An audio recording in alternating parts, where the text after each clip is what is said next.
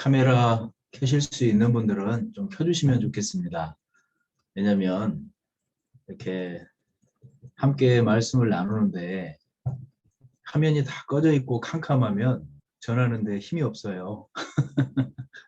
물론 하나님이 함께 하시는 일이지만 우리가 이렇게 서로 돕는 차원이고 사랑하는 차원이다 생각하시고 가능하신 분들은 화면을 켜주시면 좋겠습니다. 내가 이렇게 얘기를 하는데 앞에 캄캄하다 그러면 얼마나 얘기하는 게 쉽지 않겠어요. 그죠? 내가 한다라고 생각하시고 조금만 더 양해의 마음으로 좀 켜주시면 좋을 것 같습니다. 그리고 우리도 오늘 또 기도하고 또 말씀 한번 나누도록 하겠습니다. 기도드리겠습니다. 사랑과 은혜가 많으신 고마우신 우리 아버지 하나님, 저희를 구원해 주시고 몸된 교회 가운데 두셔서 주님 오실 날을 또 기다릴 수 있는 귀한 마음을 주신 것 감사드립니다.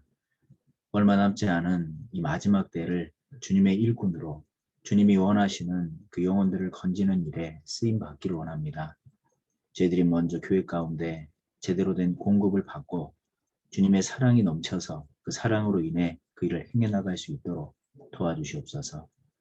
주님의 말씀을 배우고자 귀한 마음을 가지고 나와 있는 우리 귀한 형제 자매님들 한 분 한 분 오늘 말씀을 통해 신이 역사해 주시고 더욱 굳건히 세워주시기를 간절히 원합니다. 무엇보다 저희들이 주님의 몸된 교회 가운데 있는 것이 얼마나 귀한 일이고 주님께서 허락해 주신 교회 가운데 그 교제가 무엇인지 오늘 말씀을 통해 더욱 깨달아 알 수 있도록 도와주시옵소서. 그래서 남은 삶은 주님 원하시는 교회에 연결된 귀한 교제의 삶을 살다가 주님 앞에 설 수 있도록 도와주시기를 간절히 기도합니다. 무엇보다 이번 주일부터 계획되어 있는 전국 대학생 겨울 수련회가 있습니다. 우리 하나님께서 친히 예비해 주신 만큼 전국에 있는 우리 형제 자매님들이 그 말씀 앞에 나와서 더욱 믿음의 반석 위에 세워지고 마음의 결단을 하고 남은 삶을 주님의 복음을 위해 일할 수 있는 일꾼들로 준비되어질 수 있도록 도와주시옵소서. 그 일을 위해서 앞서 희생하고 있는 우리 서울중앙교회 형제 자매님들 그들의 삶 가운데 더욱 축복으로 능력으로 함께해 주셔서 이 모든 것들이 주님 앞에 섰을 때 잊지 아니하는 귀한 사실임을 기억할 수 있도록 도와주시옵소서. 오늘 또 저희들에게 허락해 주신 이 귀한 시간 헛되이 보내지 않도록 더욱 집중할 수 있도록 성령님께서 함께해 주시기를 간절히 기도합니다. 교제 모든 시종 함께해 주시기를 기도하며 저희를 사랑하시는 주 예수님의 이름으로 감사하며 기도드렸습니다. 아멘. 예, 우리 이사야 34장 말씀을 찾도록 하겠습니다. 이사야 34장입니다. 이사야 34장 16절 말씀입니다. 이사야 34장 16절 말씀 찾으셨으면 소리 잘 들리시죠? 네. 찾으셨으면 우리 16절 말씀을 한 목소리로 함께 읽겠습니다. 너희는 여호와의 책을 자세히 읽어보라. 이것들이 하나도 빠진 것이 없고 하나도 그 짝이 없는 것이 없으리니 이는 여호와의 입이 이를 명하셨고 그의 신이 이것들을 모으셨습니다. 네. 우리 성경 강연회 때 자주 인용되는 말씀입니다. 우리가 보고 있는 이 성경 말씀이 그냥 우연히 생겨난 게 아니고 하나님의 계획하에 우리 그리스도인들 또는 주님을 아직 알지 못하는 많은 이뤄진 영혼들을 위해서 하나님이 계획하신 책이다라고 설명을 하고 계십니다. 자세히 이 성경을 읽어보면 분명히 하나님의 살아계심을 발견할 수 있습니다. 자세히 이 성경을 읽어보면 인생의 모습이 어떠한 모습인지 살펴볼 수 있습니다. 자세히 이 성경을 읽어보면 그러한 지옥이라는 운명에서 건진받는 그 구원의 길이 무엇인지 자세히 살펴볼 수 있습니다. 그래서 하나님은 덮어놓고 믿으라 말씀하시지 않았죠. 너희는 여호와의 책을 자세히 읽어보라.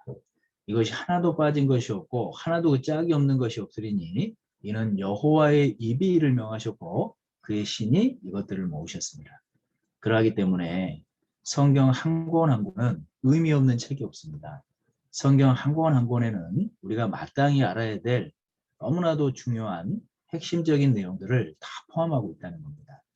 그래서 우리가 시간적인 제한 때문에 신약을 중점으로 해서 특히 이 사도 바울이 걸었던 그 선교 여행을 중심으로 해서 우리에게 주신 이 서신서를 공부하고 있습니다. 한 권 한 권을 깊이 있게 생각을 해보십시오. 우리에게 중요한 메시지를 던지고 있는 하나님의 마음을 분명 발견할 수 있어요. 그 마음을 발견했다라면 남은 삶을 어떻게 살아야 될지 다짐할 수 있습니다. 말씀이 없이 어떻게 주님을 위해 살 수 있다라고 얘기할 수 있어요. 말씀이 없이 내 영혼이 어떻게 힘을 얻을 수 있습니까? 말씀이 없이 남은 내 삶을 어떻게 걸어갈 수 있어요? 그리스도인들은 말씀 없는 삶은 무의미한 겁니다. 말씀 없는 삶은 사실은 힘이 없는 거예요. 말씀 없는 삶은 늘 곁길로 행하는 겁니다. 그러기 때문에 하나님이 말씀을 주셨고 이 말씀에 창념하고만 살면 영혼의 소생을 얻고 또 지혜로운 마음을 얻고 마음에 기쁨을 잃지 않는 귀한 시간을 가짐으로 주님께 영광을 돌릴 수 있습니다. 그래서 우리가 오늘 또 주님의 말씀 앞에 이렇게 모여 있습니다. 우리가 정말로 예수 그리스도를 통해서 죄 용서함을 받았어요. 문둥병을 나음받은 사람들입니다. 그럼 하나님 앞에 늘 나와야 돼요. 예수님이 그 문둥병자 열을 고치시는 사건이 누가복음 17장에 나옵니다. 그런데 다른 사람들은 그 문둥병 씻김을 받고 돌아가 버린 거예요. 한 사람만 예수님께 나왔잖아요. 예수님이 뭐라고 그랬어요? 분명히 그 문둥병을 고쳐준 사람은 10명인데 9은 어디 있느냐. 우리가 정말로 주님 안에서 구원을 얻고 또 주님을 섬기는 삶을 산다고 한다면 늘 주님 앞에 나오는 그런 모습으로 살아야 됩니다. 주님 앞에 나오는 사람이 말씀을 통해 얻는 유익들이 많다는 거예요. 실제로 그 10명의 문둥병자 9명은 문둥병 고침을 받았지만 죄사함을 얻지 못했습니다.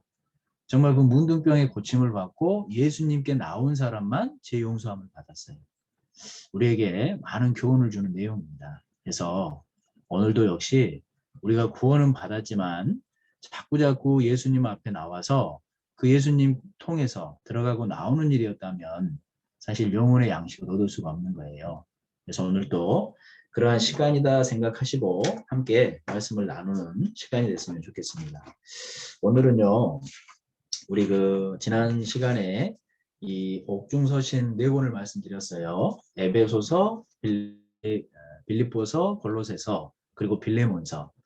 그래서 오늘은 에베소서를 다시 한번 좀 복습해보고 그리고 빌립보서를 좀 생각을 해보면 좋겠습니다. 제가 에베소서 복습을 한 이후에 오늘 형제 사조에서 빌립보서를 좀 발표를 해주시기로 했는데 에베소서 복습 잠깐 하고 빌립보서 발표하고 그리고 나서 빌립보서를 좀 같이 말씀을 통해 나누고 그 자매님들께도 골로새서를 부탁드렸는데 골로새서는 다음 주 목요일 날 이렇게 발표하는 걸로 하시면 좋을 것 같습니다.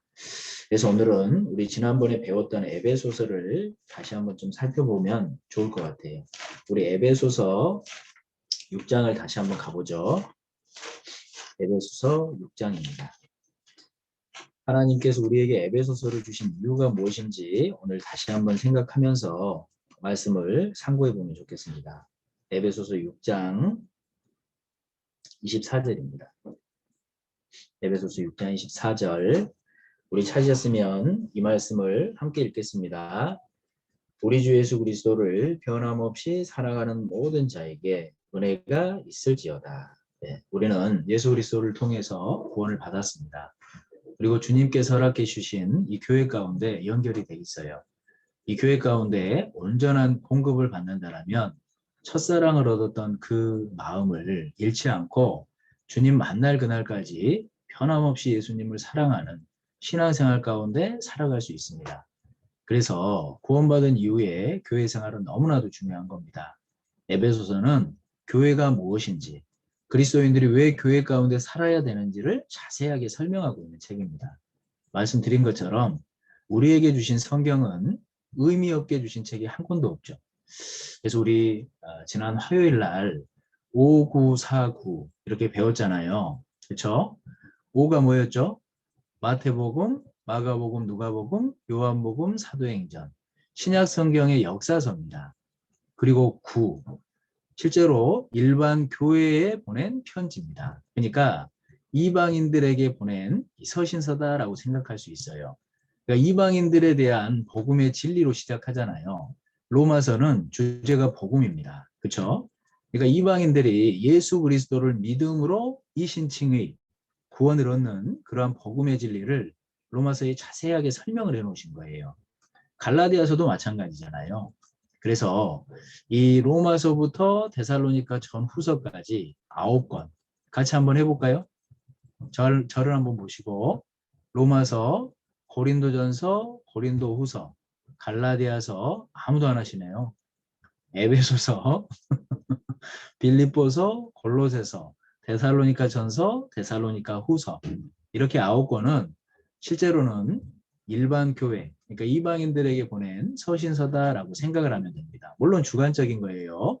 딱 그렇게 구분 짓는다 이건 아닙니다. 그리고 5, 9, 4 4라는 것은 개인 서신을 말씀하시죠. 디모데전서, 디모데후서, 디도서, 빌레몬서. 역시 아무도 안 하시네요. 괜찮아요. 제가 하면 됩니까? 이렇게 해서 4권이 개인 서신입니다. 그리고 9, 마지막으로 5, 9, 4, 9 그랬잖아요. 유대인 크리스찬들에게 보낸 서신서다라고 좀 정리를 해볼 수 있을 거예요. 왜냐하면 이 5, 9, 4, 9 중에 나머지 마지막 9는 히브리서, 야고보서, 베드로전서, 베드로후서, 그리고 요한일서, 요한이서, 요한3서, 유다서, 요한계시록까지 이렇게 9권이 유대인 크리스찬들에게 보낸 서신서다 이렇게 정리해 볼 수 있습니다. 히브리서는 로마서처럼 실제로 이 유대인들에게 예수 그리스도를 통해서 새 언약이 이루어졌다. 그걸 설명하는 책이거든요. 그러니까 하나님의 지혜가 얼마나 대단한 건지 우리가 생각을 해볼 수 있어요. 무슨 얘기냐면 유대인들이 예수 그리스도를 십자가에 내어드렸습니다. 그렇죠? 그런데 너희들이 죽인 예수님이 실제로는 너희가 섬기는 천사들보다 또 모세보다 여호수아보다 대제사장 아론보다 사실은 뛰어나신 분이다. 너희들이 매년마다 드리는 그 대속법이 실제로는 오실 예수 그리스도에 대한 그림자였다. 실체는 예수님이셨다. 어때요? 히브리인들은 사실은 그러한 말씀이 창으로 찔렸을 거예요. 자기들이 죽인 예수님이 자기들이 섬기는 사람보다 높은 분이었다니. 자기들이 늘 드리던 대속법이 그런 오실 예수님에 대한 그림자였다니. 얼마나 놀랄 일입니까? 그래서 이 히브리서는 유대인들의 복음서로 유명합니다. 그러니까 우리랑은 무관하다 이 얘기는 아니에요. 우리도 히브리서를 통해 얼마나 많은 교훈을 얻습니까? 주관적으로 좀 나눴을 때 그렇게 나눌 수 있다는 거예요. 야고보서도 마찬가지죠. 우리 야고보서 1장 한번 찾아볼까요? 야고보서 1장에 보면 이 편지에 수신자를 이렇게 설명을 하고 있습니다. 야고보서 1장 1절 말씀을 제가 읽겠습니다. 하나님과 주 예수 그리스도의 종 야고보는 흩어져 있는 12지파에게 문안하노라 그랬잖아요. 여기서 말씀하시는 12지파는 이스라엘, 그 유대인들을 말씀하시지 않습니까? 그러니까 이 야고보서도 사실은 이 수신자가 유대인 크리스찬이라는 것을 우리가 알 수 있다는 거예요. 또한 베드로 전서도 한번 가보시죠. 베드로 전서 1장 1절 말씀도 제가 읽겠습니다. 예수 그리스도의 사도 베드로는 본도, 갈라디아, 갑바도기아, 아시아와 비두니아에 흩어진 나그네 이렇게 말씀했잖아요. 그러니까 실제로 이 유대 땅, 이 예루살렘에서 시작된 이 복음이 이제 그 스데반 집사님의 순교로 인해서 여러 지역으로 흩어졌죠. 그래서 지금 이 베드로전서 1장 1절 말씀에 이 소아시아 지역, 여러 지역에 흩어져 있는 유대인들에게 보낸 서신서다라는 것도 우리가 알 수 있어요. 그러니까 그 유대인들이 그 복음으로 인해서 흩어져 있는 것을 발견할 수 있다는 겁니다. 그리고 우리 요한일서 3장도 한번 가보세요. 물론 요한일서도 그렇고 구체적인 수신자는 나오지 않았지만 요한 3서 1장 우리 7절 말씀을 보면 왜 이 나중에 9개 편지가 유대인 크리스찬들에게 보낸 편지라고 얘기하는지 좀 살펴볼 수 있어요. 요한 3서 1장 7절 말씀에 이런 말씀이 있습니다. 이는 저희가 주의 이름을 위하여 나가서 이방인에게 아무것도 받지 아니함이라 그랬잖아요. 그러니까 실제로 이방인들에게 쓰신 편지라면 이 내용을 삽입할 수가 없을 겁니다. 그래서 유대인들에게 쓴 편지이기 때문에 너희들이 나가서 이방인에게 아무것도 하지 아니함이라.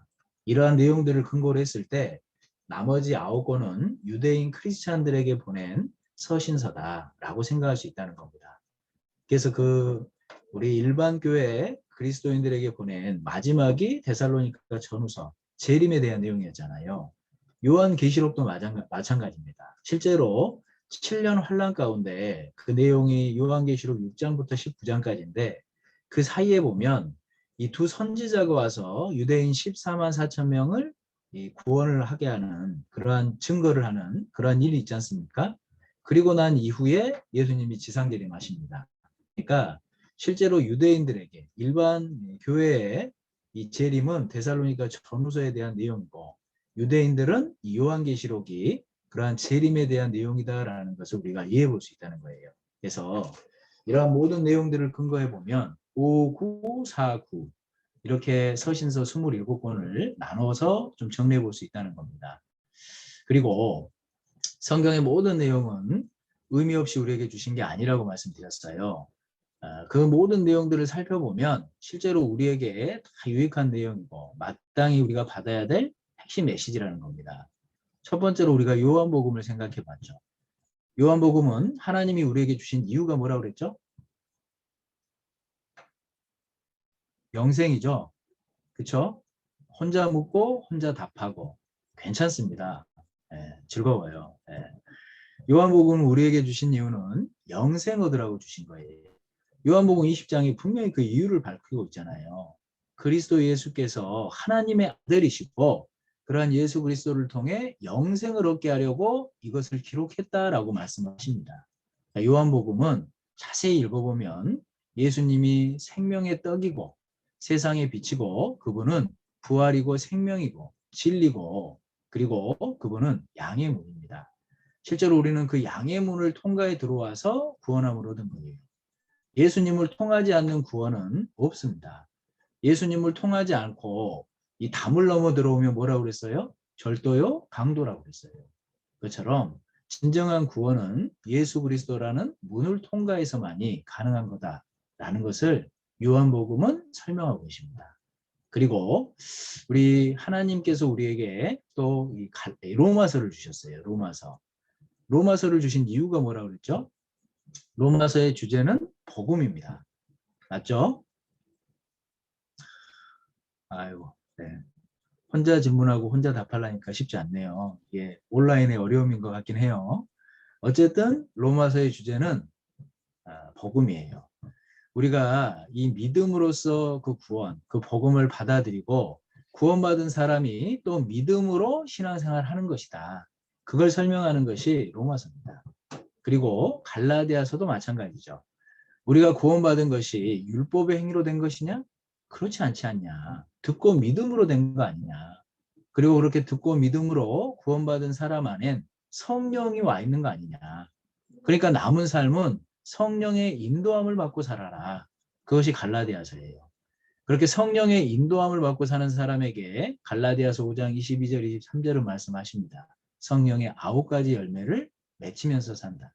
그래서 실제로 내가 그리스도인으로서 신앙생활 하면서 이 성령의 9가지 열매를 내 삶 가운데 맺혀지지 않는다는 것은 무슨 이유입니까?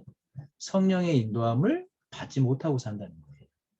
그래서 교회 안에서 성령의 인도함을 받고 산다면 성령의 9가지 열매 분명히 맺히는 가운데 살아요.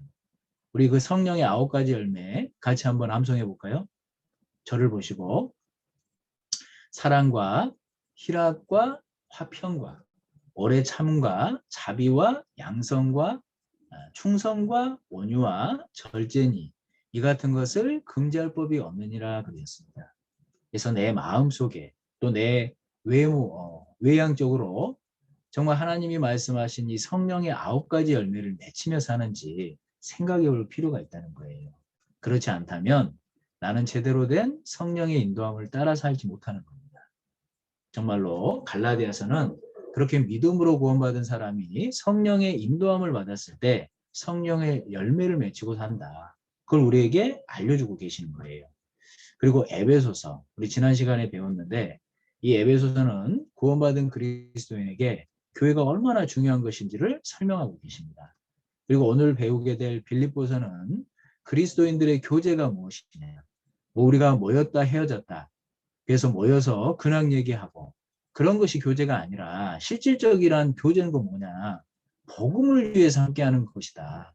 복음을 위해서 헌신하는 것이다. 복음을 위해서 물신양면으로 협력하는 것이다. 그것이 교제다. 이걸 설명하는 것이 빌립보서입니다. 그리고 우리 다음 주에 배우게 될 골로새서도 마찬가지예요. 예수님은 하나님이셨습니다. 그런 예수님의 신성이 이 골로새서에 너무나도 자세하게 설명하고 계시다는 거예요. 그래서 우리가 이 서신서 한 권 한 권을 자세하게 살펴보면 하나님께서 우리에게 왜 이 서신서를 주셨는지 분명히 발견할 수 있고 또 하나님의 마음이 어디에 있는지 우리가 알아갈 수 있다는 거예요. 그래서 우리 지난 시간에 에베소서를 잠깐 배웠는데 한번 정리해 봅시다. 그래도 에베소서를 여러 번 읽으면서 장별로 정리하고 좀 단락별로 정리하면 이게 제가 말씀 좀 이해할 수 있을 거예요. 먼저 우리 에베소서 1장 제 눈을 맞추면서 같이 한번 생각을 해보셔요. 우리가 성경을 배우는 이유는 그래도 좀 마음속에 또 머릿속에 정리해 놓고 주님의 말씀을 그대로 행하면서 살아가고자 배우는 겁니다. 그죠? 그래서 배우고 그냥 스쳐버리면 안 돼요. 자, 저를 한번 보시고 저와 눈을 한번 이렇게 마주치시고 에베소서 1장의 주제가 뭐라고 그랬죠? 예수 그리스도는 교회 머리 되시잖아요. 그렇죠? 교회는 만물 위에 있는 것이다. 이것이 사실 에베소서 1장의 주제입니다. 그리고 에베소서 2장의 주제는 뭐였어요? 유대인과 이방인들은 사실은 하나 될 수 없는 원수 관계였어요. 그랬던 유대인과 이방인이 예수 그리스도라는 그 이름을 통해서 교회로 하나 되었다. 그것이 에베소서 2장의 내용입니다. 3장은 어떤 내용입니까? 에베소서 주제인 이 교회가 실제로는 하나님의 비밀의 경륜이었다. 이걸 설명하고 있습니다. 4장은요. 부르심에 합당한 삶, 하나됨과 거룩함에 대해서 설명을 하시면서 하나님은 교회 머리로 계십니다. 그리고 그 교회 몸인 교회를 통해서 하나님의 뜻을 이루기를 원하시는 거예요. 하나님의 뜻을 이루기 위해서 지금도 그 교회를 세워가신다. 그것 중에 가장 중요한 것이 하나 되고 거룩해야 되는 이유다. 이걸 설명하는 것이 4장 내용입니다. 5장은 어떤 내용이에요? 그리스도와 교회의 관계를 남편과 아내의 관계로서 설명하고 계시는 거예요. 6장은 어떤 내용입니까? 여전히 우리는 사단의 권세에 잡힌 이 세상에서 살아가고 있습니다. 영적 전쟁 가운데 살아가는 거예요. 그러니까 실제로 그리스도인들은 그런 영적 전쟁을 하기 위해서 무장을 하고 살아야 된다. 그걸 말씀하시는 겁니다. 그래서 그리스도인들은 말씀의 검을 붙들고 기도로서 주님께 매달려서 이 영적 전쟁을 승리해야 된다. 그걸 6장에서 설명을 하시는 겁니다.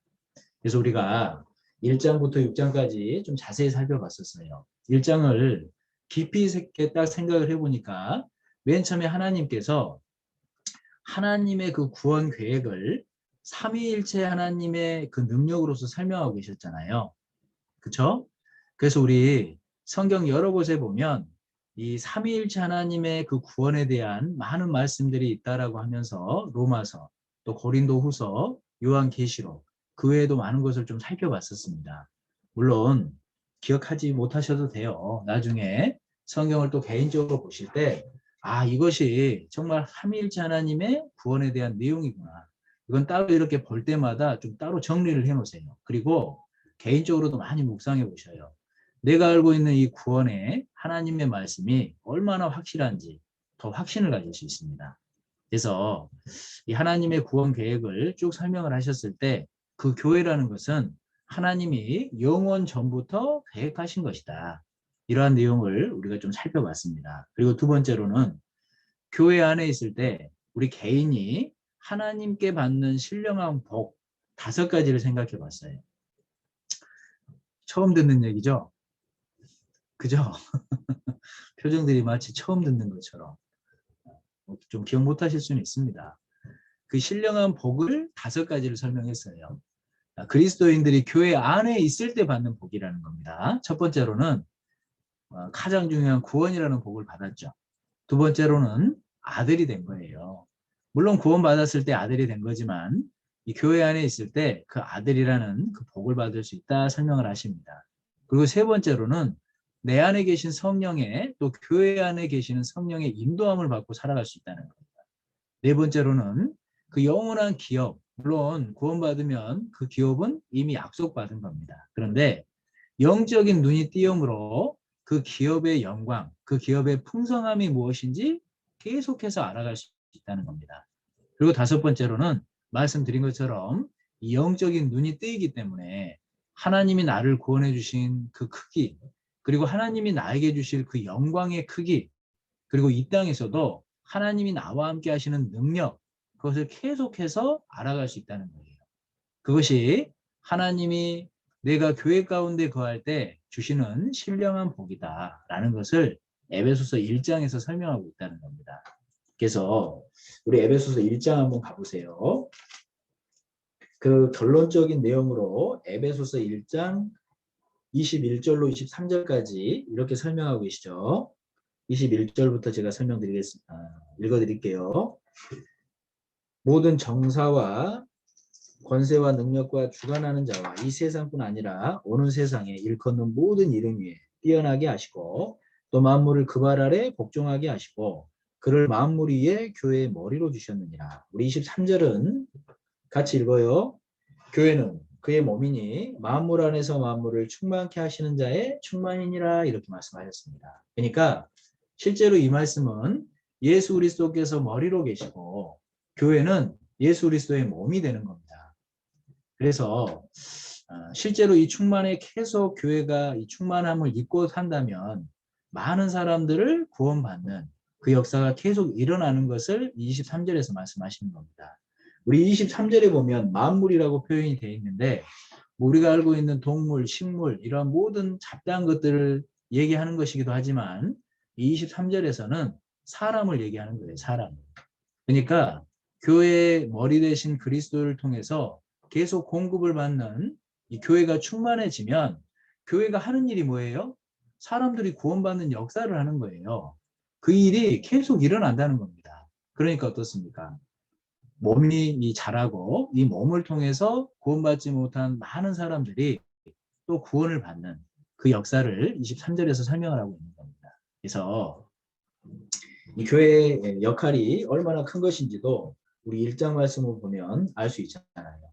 그리고 에베소서 2장은 무엇을 말씀하십니까? 말씀드린 것처럼 유대인과 이방인들은 하나가 될 수 없어요. 왜 그랬죠? 역시 제가 답하겠습니다. 율법이라는 것 때문에 그랬잖아요. 그렇죠? 유대인과 이방인들이 하나 될 수 없는 그 담 중에 가장 큰 것이 율법이라는 거였어요. 실제로 이 유대인들에게는 할례가 있었잖아요. 그러니까 할례 받지 않는 이방인들을 개처럼 여겼다고 했어요. 그죠? 어떻게 하나 될 수 있겠어요? 실제로 음식 먹는 거 하나하나에도 정한 것과 부정한 것들에 대한 규례를 정해놓고 지켰던 사람들이 유대인들입니다. 이방인들은 그런 기준이 없었잖아요. 그런데 어떻게 하나 될 수 있었겠어요? 유대인들에게는 칠절기가 있었어요. 이방인들은 그런 게 없었잖아요. 그러니 그러한 유대인과 이방인들이 어떻게 하나 될 수 있느냐 이걸 설명을 하시는 겁니다. 그래서 골로새서 2장에는 뭐라고 말씀하셨죠? 십자가로서 그 모든 것을 폐함으로 하나 되게 하셨다. 화평관계를 이루셨다. 그 내용을 설명을 하시는 거예요. 우리 골로새서 2장 한번 가보시죠. 골로새서 2장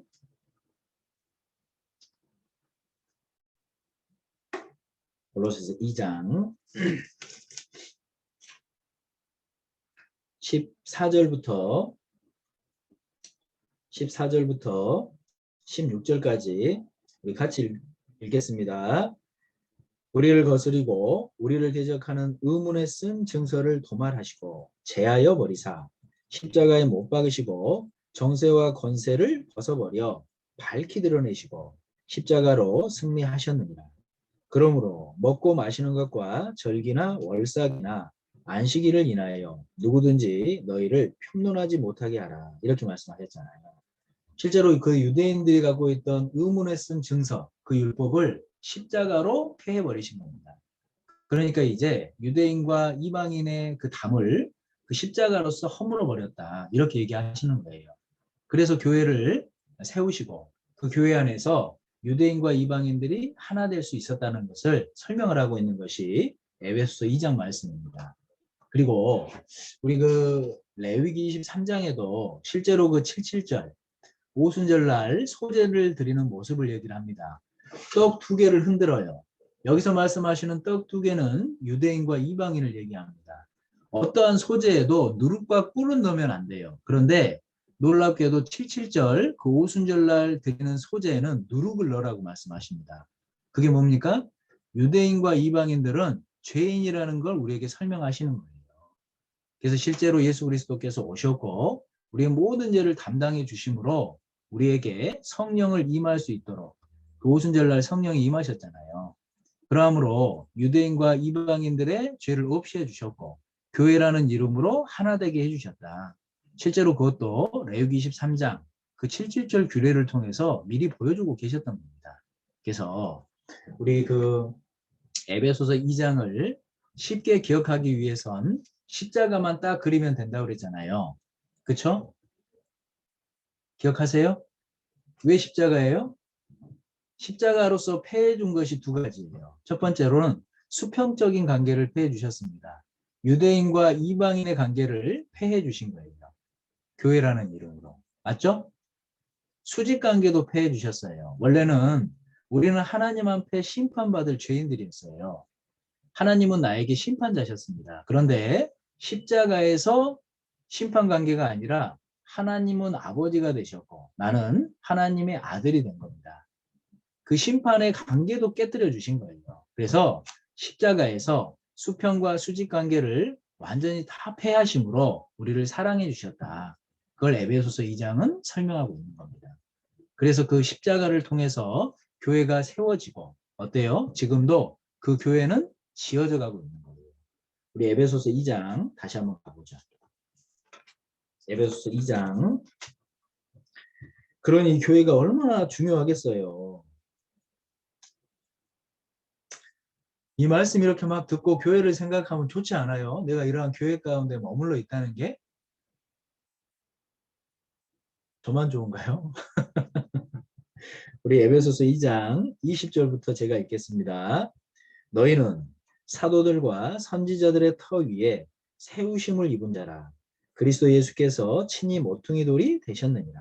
그의 안에서 건물마다 서로 연결하여 주 안에서 성전이 되어가고 너희도 성령 안에서 하나님의 거하실 처소가 되기 위하여 예수 안에서 함께 지어져 가느니라 그러셨습니다. 그러니까 지금도 교회는 지어져 가고 있어요.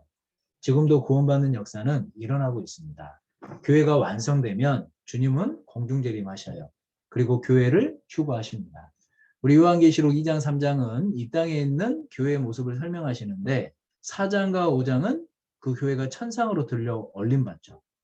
우리 계시록 4장 1절에 보면 이리로 올라오라 이렇게 명하십니다. 그게 무슨 얘기예요? 교회는 완성되면 휴거되는 거예요. 그리고 천상에서 하나님께 영광을 돌립니다. 재림이에요. 분명히 있을 일이에요. 그 교회가 완성되기 전 우리 할 일이 있다는 겁니다. 말씀하신 것처럼 그 교회는 지금도 지어져 가고 있어요. 그리고 에베소서 3장은 이러한 교회가 비밀의 경륜이었다. 이렇게 설명하시죠. 그래서 이 3장 말씀을 좀 이해하려면 경륜이 어떠한 의미인지 생각을 해봐야 된다 설명을 드렸어요. 경륜이라는 것은 한 사람이 2021년을 어떻게 살아야겠다 계획하는 겁니다. 경륜이라는 것은 어떠한 회사가 우리가 올해 어떻게 이 회사를 운영해야겠다 그렇게 목표를 세우고 계획을 세우는 거예요. 경륜이라는 것은 한 나라가 국정 운영을 연초에 계획을 하는 겁니다. 그게 경륜이에요. 하나님께서도 이 교회를 비밀의 경륜이다 얘기하셨습니다. 어쩌다 보니 생긴 게 아니에요. 하나님은 교회를 영원 전부터 계획하신 거예요. 어쩌다 보니 예수님이 오신 게 아니에요. 나를 사랑하셨기 때문에 영원 전부터 계획하신 분이 예수님입니다. 우리가 그러한 교회의 일원이 됐다는 것은 어쩌다 된 게 아니에요. 하나님이 나를 사랑하심으로 계획하신 가운데 됐다는 거예요. 우연이 아닙니다. 그러니 하나님이 나를 사랑하신 사랑이 얼마나 큰 거예요.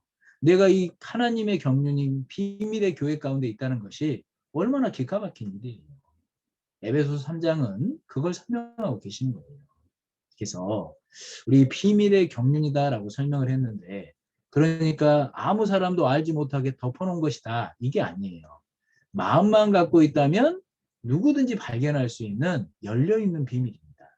하지만 다른 동기를 가지고 다른 마음을 가지고 닫힌 마음으로는 발견할 수 없는 비밀입니다. 그래서 우리 그때 말씀드린 것처럼 성경의 비밀이 여러 가지가 있다, 그렇게 말씀드렸죠. 하나님의 비밀은 그리스도다. 골로새서 2장 2절에 말씀하셨죠. 맞죠?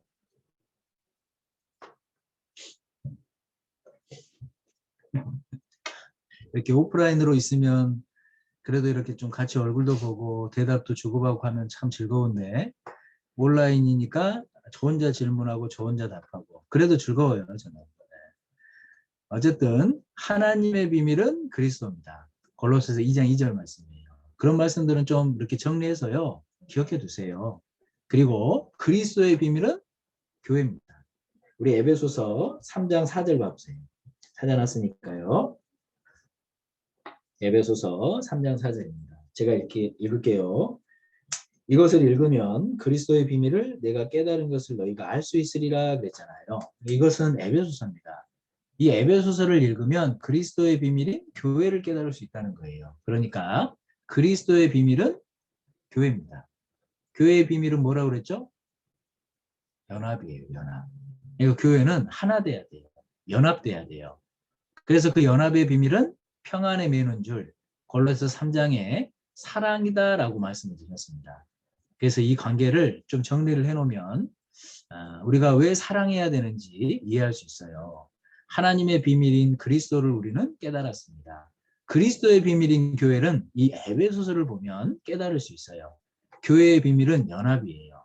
연합의 비밀은 평안에 매는 줄, 사랑.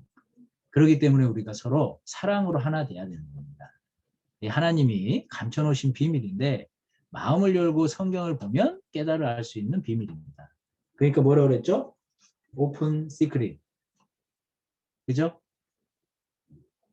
발음 좀 괜찮았나 모르겠어요. 오픈 시크릿. 어쨌든 그러한 비밀이 성경에 많이 있어요. 복음도 비밀이죠. 교회도 비밀이죠. 그죠? 재림도 비밀이죠. 천년왕국도 비밀이죠. 영원한 천국도 비밀입니다. 이방인들의 수가 차면 유대인들이 구원받을 것도 비밀이에요. 우리 로마서 11장에 그것도 역시 비밀이라고 설명을 하십니다. 하지만 우리는 그 비밀을 다 아는 사람들이에요. 맞죠? 혹시 다른 사람들 들을까 봐 조용히. 우리는 그 비밀을 깨달아 아는 사람입니다. 그러니 얼마나 기가 막힌 사람들이에요, 우리가. 에베소서는 그러한 비밀의 경륜인 교회를 설명하고 있는 겁니다. 그러니까 내가 이 교회 가운데 있다라는 것이, 또 이 교회 가운데 힘을 합하고 함께하고 있다는 것이 얼마나 기가 막힌지 알아야 돼요. 교회는 우리에게 너무나도 중요한 곳입니다. 교회 가치는 세상 어떤 것도 비교할 수 없어요. 만물 위의 교회잖아요. 그 교회 가치와 세상에 있는 어떤 것과 내가 바꿀 수 있어요? 바꿀 수 없어요. 그리고 에베소서 4장은 머리 대신 주님의 뜻을 이루기 위해서 주님은 그 몸을 자라게 하십니다. 그런데 그 몸을 자라게 하기 위해서 우리에게 요구하시는 게 두 가지예요. 하나 돼야 된다. 그리고 거룩해야 된다. 그래서 우리가 하나 되기 위해선 우리가 가져야 되는 생각들이 있다고 말씀하셨어요. 에베소 4장에 크게 세 가지를 말씀하십니다. 기억하실는지 모르겠는데 첫 번째로는 하나라는 인식이 중요해요. 그쵸? 그러니까 주도 하나고 예수님도 하나셨고 성령도 하나셨고 또 우리의 믿음도 하나고 소망도 하나지 않냐. 세례도 하나지 않냐. 우리는 하나다. 이러한 인식을 가지고 살라고 말씀하시는 겁니다. 그리고 또 우리가 이 교회에 몸으로써 정말 이 몸을 키워가고 하나님께 쓰임받기 위해서 하나됨이라는 부분에 대해서 크게 인식하기 위해서 우리가 가져야 될 게 뭐였어요? 하나님이 나에게 주신 은사라는 것이 있다. 교회 안에서 맡겨주신 일이 있다. 그것을 최선을 다해 감당했을 때 우리가 하나 되는 거예요. 우리가 이 손이 있고 발이 있고 또 머리가 있고 심장이 있고 몸이 있어요. 근데 이 손은 나는 그냥 내 마음대로 할래. 그리고 이 발은 그래도 머리의 뜻에 순종을 해요. 그럼 어때요? 이 몸이 이 머리가 시키는 대로 올바른 일을 할 수 있어요? 좀 이해가 안 가시나요? 머리가 손과 발과 몸에 명령을 내리잖아요. 근데 이 손과 발과 몸이 자기들 마음대로 한다고요. 그러면 하나 될 수 있냐 이 말입니다. 하나 될 수 있어요? 안 되죠? 이해 못 하신 게 아니죠? 예. 대답을 안 하시는 거죠? 괜찮습니다. 이제는 익숙해져서요. 괜찮아요. 예. 맞아요. 머리가 이렇게 명령하는데 손, 발, 몸이 자기 마음대로 하겠다. 그럼 어떻게 하나 돼요? 하지만 머리가 명령했을 때 자기가 맡은 그 일에 최선을 다하면 이미 하나 되는 거예요. 손도 마찬가지고 발도 마찬가지고 몸도 마찬가지고 머리가 명하신 그 일에 최선을 다하는 거예요. 아니 손이 이렇게 물을 마시기 위해서 물컵을 딱 들어야 되는데 발이 야 나도 그 일 할래 그러면서 막 발까지 올린다고 생각해 보세요. 어때요? 일이 돼요? 제가 이렇게 발로 이 물을 마실 수 있어요? 이렇게 들어서? 안 되잖아요. 아니 하도 반응이 없어서 그래요. 네? 아니 발로 이렇게 물 드실 수 있는 분 있어요? 이렇게 발로 해서 못 드시잖아요. 그러니까 교회가 정말로 주님께 쓰임받기 위해서는 내가 맡은 일에 최선을 다하면 된다는 얘기예요. 손이 들면 돼요. 손이. 발은 이 물을 끌어가는데 걸어가면 된다는 거예요. 그러니까 내가 맡은 일, 내가 가진 은사, 다른 사람과 비교할 게 없어요. 나한테 주신 은사, 또 나에게 주신 일에 최선을 다하면 하나님은 그것을 하나로 모아서 사용하시는 겁니다. 그렇게 몸이 자라는 거예요. 그리고 무엇보다 중요한 건 믿는 것과 아는 것에 하나가 돼야 돼요. 그렇죠? 아니 교회는 이렇게 얘기를 하는데 아유 나는 교회는 저렇게 해도 내 생각은 달라. 그러면 교회가 하나 될 수 있겠어요? 일치될 수 우리가 왜 지금 전국에 220개 교회가 있어요. 해외에는 더 많은 교회가 있죠. 근데 왜 우리가 수요 말씀을 서울중앙교회 주일 말씀으로 다 같이 들어요? 믿는 것과 아는 일에 하나가 돼야 되기 때문에 그러한 시간들을 갖는 겁니다. 우리 전국에 또 해외에 많은 전도인들이 있습니다. 두 달에 한 번씩 가져요. 믿는 것과 아는 일이 하나 돼야 되기 때문에 그래요. 우리가 왜 공통된 말씀을 들어요? 믿는 것과 아는 일이 하나 돼야 되기 때문에 그렇다고요.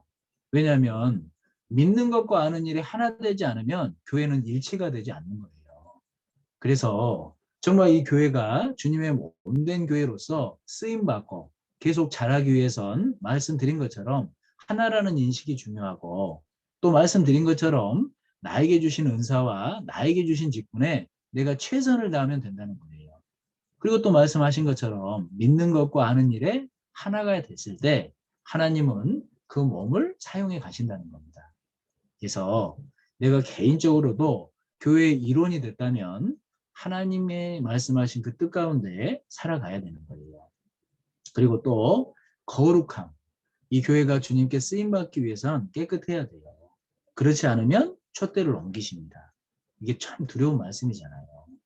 그래서 주님의 몸된 교회의 가장 중요한 일은 영혼을 건지고 세우는 일이에요. 촛대가 옮겨지면 그 역사는 그치는 겁니다. 그래서 우리 그 교회의 역사가 한 세대를 넘기기가 어렵다고 그러잖아요. 그런 얘기 들어보셨죠? 처음엔 정말 복음을 전했던 교회들이 시간이 지나면서 타락해지고 다른 것을 쫓아요. 그러므로 촛대가 옮겨져요. 영혼을 건지고 세워지는 일이 없어져요. 이게 두려운 겁니다. 그래서 우리의 역할이 정말 중요한 거 아셔요? 우리는 복음의 1.5세대예요. 처음 복음을 전했던 우리 어른들, 사실은 이제 그리고 우리는 그러한 어른들에 의해서 복음을 받은 1.5세대예요. 우리가 다리 역할을 하고 있는 거예요. 우리가 어떻게 하느냐에 따라서 이 교회의 복음이 이 세대로 넘어가느냐 그렇지 않느냐, 우리 역할이 큰 거예요. 형제 자매님들. 왜 이러한 시간들을 가져요? 그냥 뭐 좀 더 덜 게으러지려고 이런 시간들을 가져요? 물론 그런 이유도 있지만 가장 중요한 건 이 복음 안에서 또 교회 안에서 우리의 역할이 있기 때문에 계속해서 말씀을 배우는 겁니다. 생각해 보십시오. 우리가 흐려지면 다음 세대는 완전히 복음을 잊혀버리는 거예요. 교회에 대해서 우리가 흐려지면 다음 세대는 교회가 무엇인지 알지 못해요. 왜요? 비밀이라고 했잖아요. 그러니 우리의 역할이 얼마나 크겠냐고요. 저를 한번 봐보십시오. 우리가 그런 사람들이에요. 그죠? 그러한 자부심을 가지고 내가 말씀에 창념해야 됩니다. 그래서 정말 이 4장 말씀처럼 하나님께서 머리 되셨고 이 몸된 교회를 통해 계속 세워져 가는데 그 일을 위해서 내가 하나 돼야 되고 거룩해져야 된다. 이런 것을 4장에서 말씀하십니다. 그리고 5장은 이 그리스도와 교회 관계를 남편과 아내로 설명하셨어요. 진짜 남편은 아내를 사랑하는 거예요. 그리스도는 교회를 사랑하십니다. 그리스도는 나를 사랑하셔요. 그렇죠? 진짜 참된 아내는 남편에게 복종하는 거예요. 남편의 뜻에 순종하는 거예요. 그리스도인들은 교회의 뜻에 순종할 줄 알아야 돼요. 그리스도인들은 하나님께 순종할 줄 알아야 돼요. 그게 아름다운 모습입니다. 그것을 에베소서 5장에서 설명하고 계시는 거예요. 그리고 6장은 우리는 영적 전쟁 가운데 살아가는 거예요. 그러니까 이 신앙의 잠을 잘면 어때요? 이길 수 있겠어요? 제가 또 답해야죠? 못합니다. 그죠? 신앙의 잠을 잘면 절대 이 영적 전쟁에서 이길 수가 없어요. 그러니까 무장하라고 하시는 거예요. 그 무장에서 공격 무기는 말씀밖에 없어요. 그러니까 말씀에 창념하라고 하는 겁니다. 그러니까 말씀 듣는 것을 중요하게 생각하라고 하는 거예요. 그러니까 말씀 묵상하라고 하는 거예요. 그러니까 말씀 암송하라고 하는 거예요. 말씀밖에 없거든요.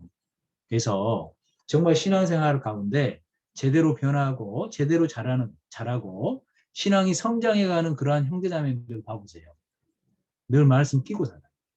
말씀 듣는 시간에 정말로 헛되이 듣지 않습니다. 말씀을 복습해요. 정말 나에게 주신 말씀이라면 묵상하고 암송을 합니다. 그 사람이 변화돼요. 그 사람이 주님께 쓰임받아요. 그 사람이 영적인 성장을 이루고 건강해집니다. 그 사람이 결국은 하나님께 쓰임받는 거예요. 이러한 것들을 잊지 않으셨으면 좋겠어요. 주님 오실 날이 얼마 남지 않았습니다. 왜 자꾸 세상에 눈을 돌려요? 뭐 죄가 그렇게 좋아요? 별거 없어요. 말씀 붙들고 내가 신앙생활을 힘있게 했을 때 잠시 잠깐 후에 오실 주님 앞에 받을 영광을 한번 생각해 보세요. 이 세상 어떤 것과 비교해요, 그것을. 우리의 잠시 받는 환난에 경한 것이 시극히 크고 영원한 영광에 중한 것을 우리에게 이루게 합니다. 우리의 돌아보는 것은 보이는 것이 아니에요. 보이지 않는 것이니 보이는 것은 잠깐이요. 보이지 않는 것은 영원함이니라 그러셨잖아요. 어디 말씀이죠?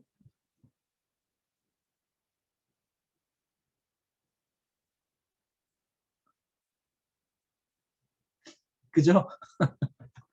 네. 우리 고린도후서 4장 17절 18절 말씀입니다. 그래서 그런 말씀들도 좀 깊이 생각을 해보세요. 우리의 바라는 것은 이 땅에서 보이는 건 아니에요.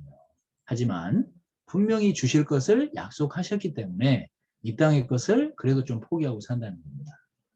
그래서 우리 이 6장 말씀에 사단의 권세에서 이기기 위해서 영적 전투에서 이기기 위해서 무장해야 된다. 그걸 설명하시는 거예요. 그리고 무엇보다 중요한 건 그렇게 무장한 사람이 예수님을 끝까지 사랑하는 가운데 설 수 있어요. 우리 아까 찾은 말씀인데 에베소서 6장 다시 가보시죠. 에베소서 6장 24절입니다. 에베소서 6장 24절 우리 이 말씀을 다시 한번 같이 읽을까요? 우리 주 예수 그리스도를 변함없이 사랑하는 모든 자에게 은혜가 있을지어다. 실제로 구원받은 사람이 주님을 사랑합니다. 실제로 구원받은 사람이 교회에 연결됐을 때 이 사랑 식지 않아요. 교회 가운데 말씀의 공급을 제대로 받고 봉사하는 사람이 이 사랑을 계속해서 변함없이 유지하고 살아가는 겁니다. 그리스도를 변함없이 사랑하는 자에게 은혜가 있을지어다.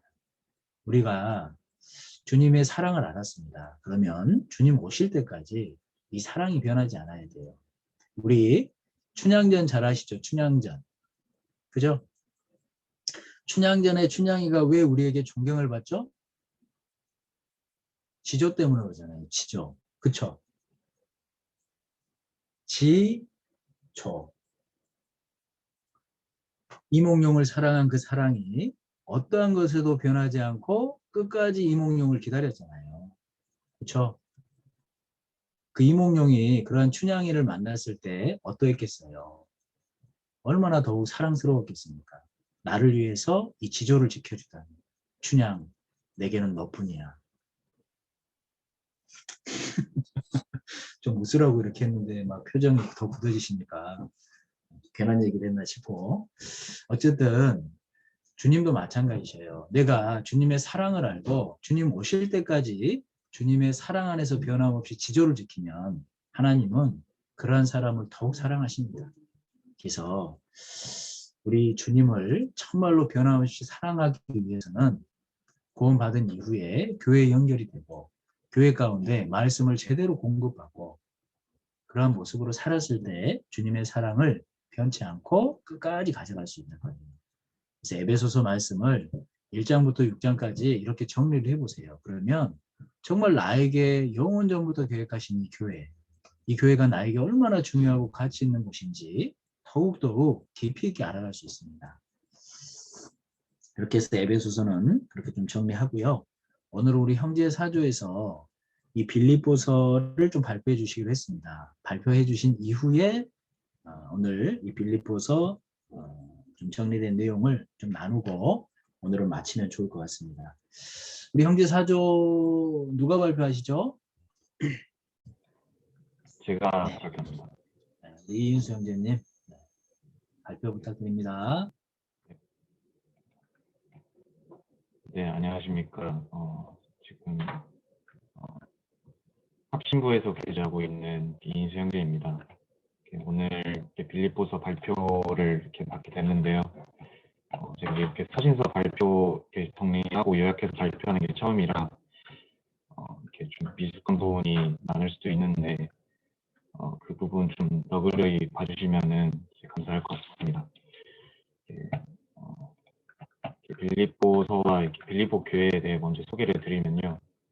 빌립보서는 AD 62년경에 기록되었습니다. 당시 바울이 로마 감옥에서 1차로 투옥되어 있었는데 빌립보 교회가 세워진 지 약 10년 정도 지난 시점이었고 또 빌립보 교회는 바울이 2차 전도여행 때 우리가 잘 알고 있는 루디아와 또 점치는 소녀 그리고 빌립보 감옥에 있던 간수 등 그런 사람들을 또 전도하고 기적을 일으키면서 마게도냐의 지경에 세워진 교회입니다.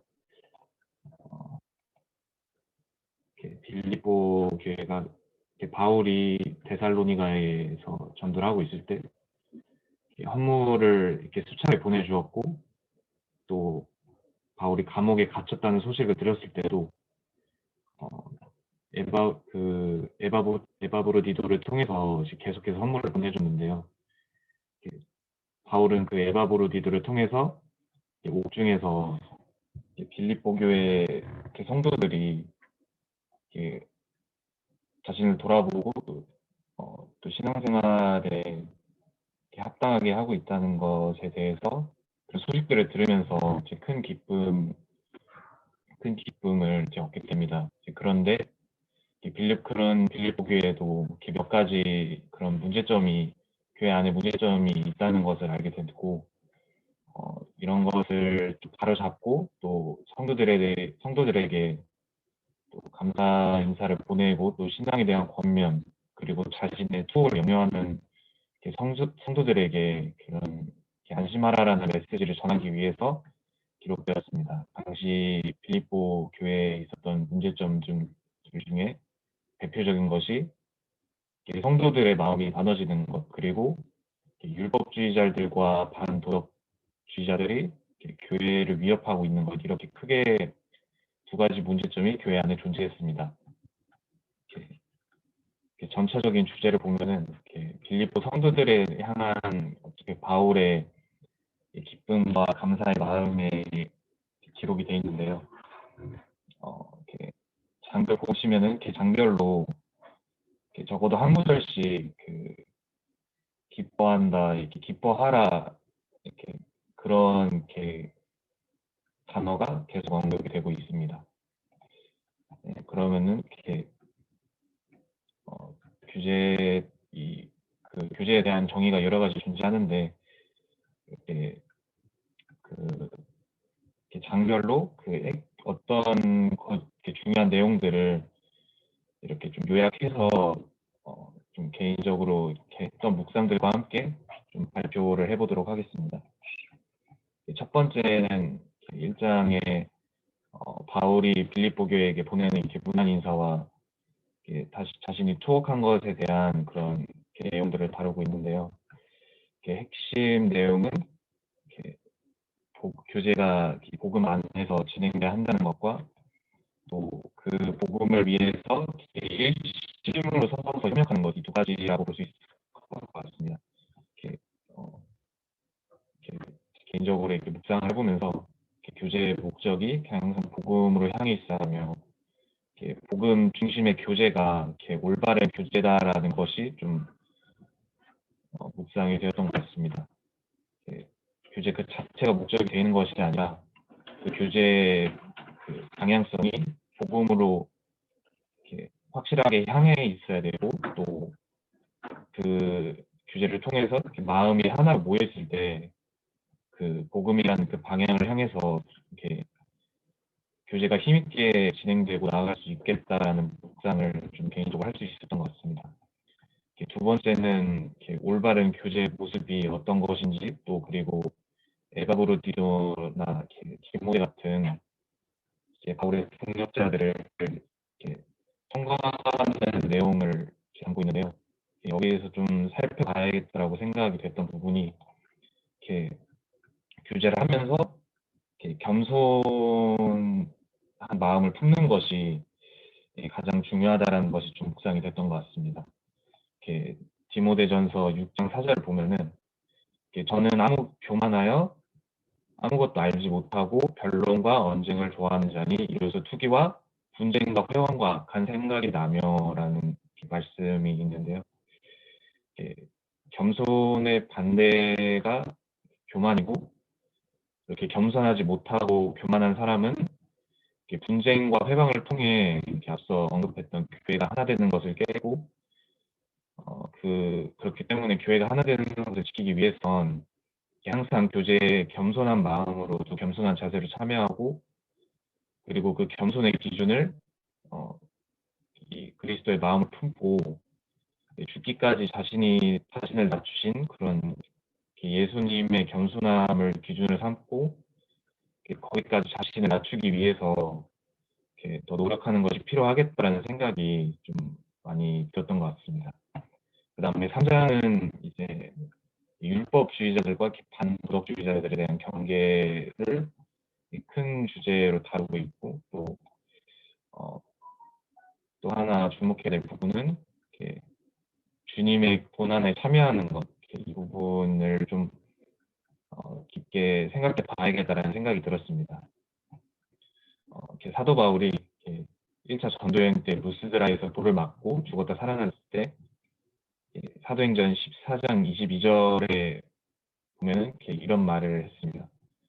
제자들이 제자들을 굳게 하여 이 믿음에 거하라 권하고 또 우리가 하나님 나라에 들어가려면 많은 환난을 겪어야 할 것이고 이렇게 적혀 있는데 바울은 1차 전도 여행 때 한번 돌에 맞았다가 이렇게 셋째 하늘에 올라가서 그 하나님께서 예비해 주신 그 천국의 그 상이 얼마나 크고 놀라운 것인지 직접 두 눈으로 그것을 봤기 때문에 부활하자마자 다시 성으로 들어가서 전도를 한 뒤 또 제자들을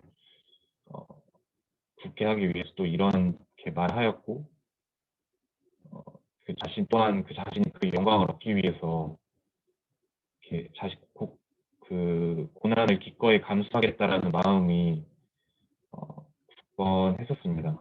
그리고 자신이 또 천국에 대한 시민권을 가지고 있다는 것이 명확했기 때문에 그런 세상 것들에 흔들리지 않았고 또 자신이 가지고 있었던 어떤 바리새인이고 또 이스라엘 유대인이라는 그런 외적인 조건들에 대해 아주 작게 생각할 수 있었고 그런 자신의 외적 조건들을 배설물로 여기는 그런 마음들 이런 마음들 바울 사도의 소망을 가진 이런 삶의 자세는 저희 그리스도인들이 마땅히 본받아야 될 자세라고 좀 생각이 많이 들었습니다. 마지막으로 4장은 이제 빌립보 교회를 향한 그런 종합적인 권면과 마지막 인사를 하는 메시지가 담겨 있습니다. 로마서 8장 28절을 살펴보시면요. 이렇게 우리가 알거니와 하나님을 사랑하시는 자, 곧 그 뜻대로 부르심을 입은 자들에게는 모든 것이 합력하여 선을 이루느니라는 말씀이 있는데요.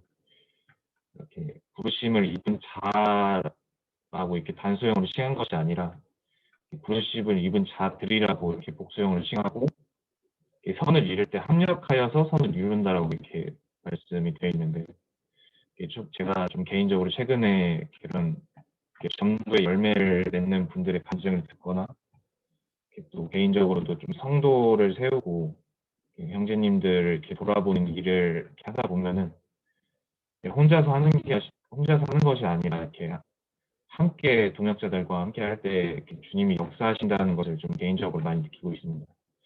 그렇기 때문에 좀 영혼을 건지고 세우는 일에 정말 교회가 다 같이 협력하는 것이 매우 중요하다라는 그런 좀 이렇게 준비하면서 그런 묵상이 좀 깊이 있게 할 수 있었던 것 같습니다. 이상으로 발표 마치도록 하겠습니다. 감사합니다.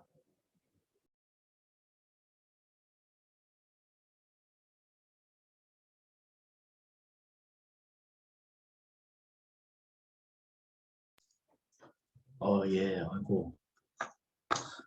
준비하시면서 많은 유익을 얻으셨겠어요. 그죠? 네. 성경을 전에도 말씀드린 것처럼요. 이렇게 개관 정리를 해놓고 읽으면 사실은 더 깊게 생각을 할 수 있어요. 그리고 전체적인 개관을 통해서 좀 정리를 해놓으면 우리가 설교를 들을 땐 이제 그 숲안의 나무를 보는 시간인 겁니다. 그래서 우리가 이렇게 서신서를 볼 때 전체적인 맥락을 가지고 공부하는 이유가 그러한 이유예요.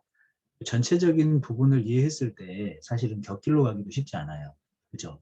그래서 개인적으로 꼭 빌립보서도 그렇고 서신서를 전체적인 맥락을 가지고 이렇게 교훈받고 정리를 해놓으면 설교를 들을 때도 나에게 유익이고 또 다른 성경을 읽을 때 연결이 되는 겁니다.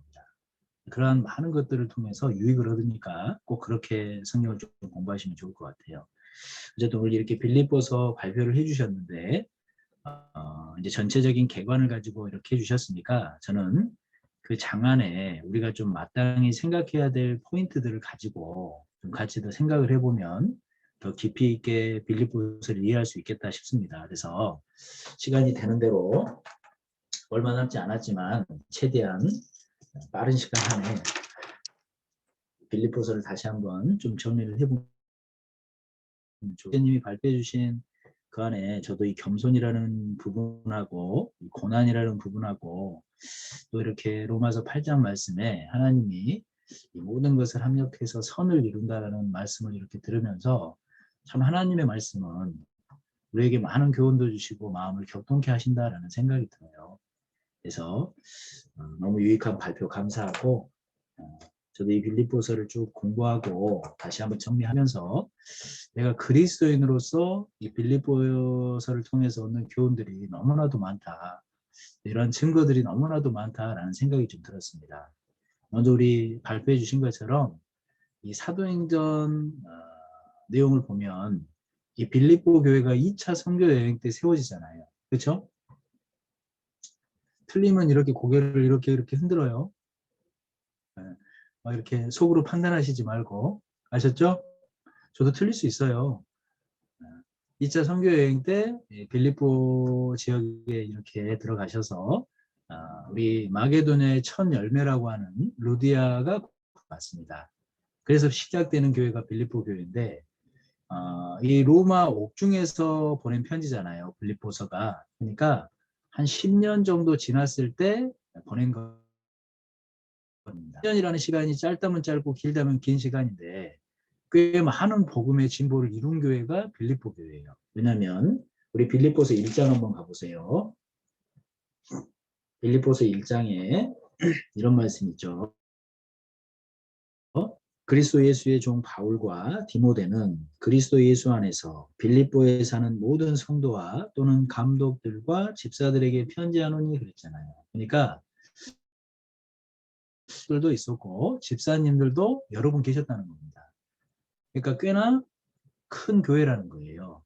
우리 서울중앙교회도 장로님들 계시고 전도인들도 많이 계시고 또 집사님들도 많이 계시잖아요. 네, 그런 것처럼 빌립보 교회도 10년 정도가 이렇게 지났는데 감독들, 집사들 이러한 지칭을 봤을 때 꽤 큰 조직을 갖춘 그러한 교회로 성장했다라는 것을 밝혀볼 수 있어요. 근데 감사하게도 이 빌립보 교회는 거짓 선지자들이나 이러한 그러한 잘못된 교리에 흔들렸다는 내용은 없습니다. 데살로니가 교회가 재림이라는 그러한 부분에 잘못 인식함으로 태만한 삶을 살았잖아요. 사실 빌립보는 그런 모습도 없었어요. 다만 문제되는 게 있었다면 약간의 분열된 모습은 있었죠. 그러니까 두 자매, 우리 4장 한번 가보세요. 4장 2절에 이렇게 설명하고 계십니다. 4장 2절에 내가 유오디아를 권하고 순두개를 권하노니 주 안에서 같은 마음을 품으라 그랬어요. 그러니까 이 유오디아 자매님하고 순두개 자매님이 사이가 별로 안 좋았던 것 같아요. 이 주방에서 싸웠는지 뭐 어쨌는지 뭐 한 번 싸워서 이렇게 기록하시진 않았을 거예요. 그렇죠? 꽤나 오랜 시간 이 두 자매님이 서로 문제가 있었던 것 같아요. 우리도 이러한 모습을 보면 참 경각심을 갖게 되잖아요. 내가 이렇게 순간순간 교회에서 일하다 보면 형제자매님들 안에 문제가 있을 수 있죠. 전혀 없을 수는 없어요. 그런데 하나님께서 우리에게 권면하시는 것은 있을 때라도 주님의 사랑으로 인해 용서라고 하신 거예요. 그렇죠? 내가 형제자매님들에 의해서 분이 올라올 때라도 해가 지기 전에 하시는 거예요. 오래 가면 안 되는 거예요. 그래서 근데 이 유오디아 그리고 순두개 자매님은 계속 그 미운 감정을 갖고 있었기 때문에 성경이 이렇게 기록이 된 겁니다. 사실 이 유오디아 자매님, 순두개 자매님 천국에서 얼마나 부끄럽겠어요. 그렇죠? 성경에 아이고 내 이름이 적혀져서 싸우지 말라고 권면한 내용을 보낼 때마다 얼마나 부끄럽겠냐고요. 우리도 마찬가지예요. 사실은 성경에 기록될 수 있어요. 물론 오해하지 마세요. 성경에 기록된다 그러니까 성경이 아직도 기록되고 있나? 이게 아니라 무슨 얘기인지 아실 것 같은데 어쨌든 정말 이렇게 그런 마음이 올라올 때라도 금세금세 이렇게 좀 삭히고 용서하는 그런 마음이 필요한 겁니다.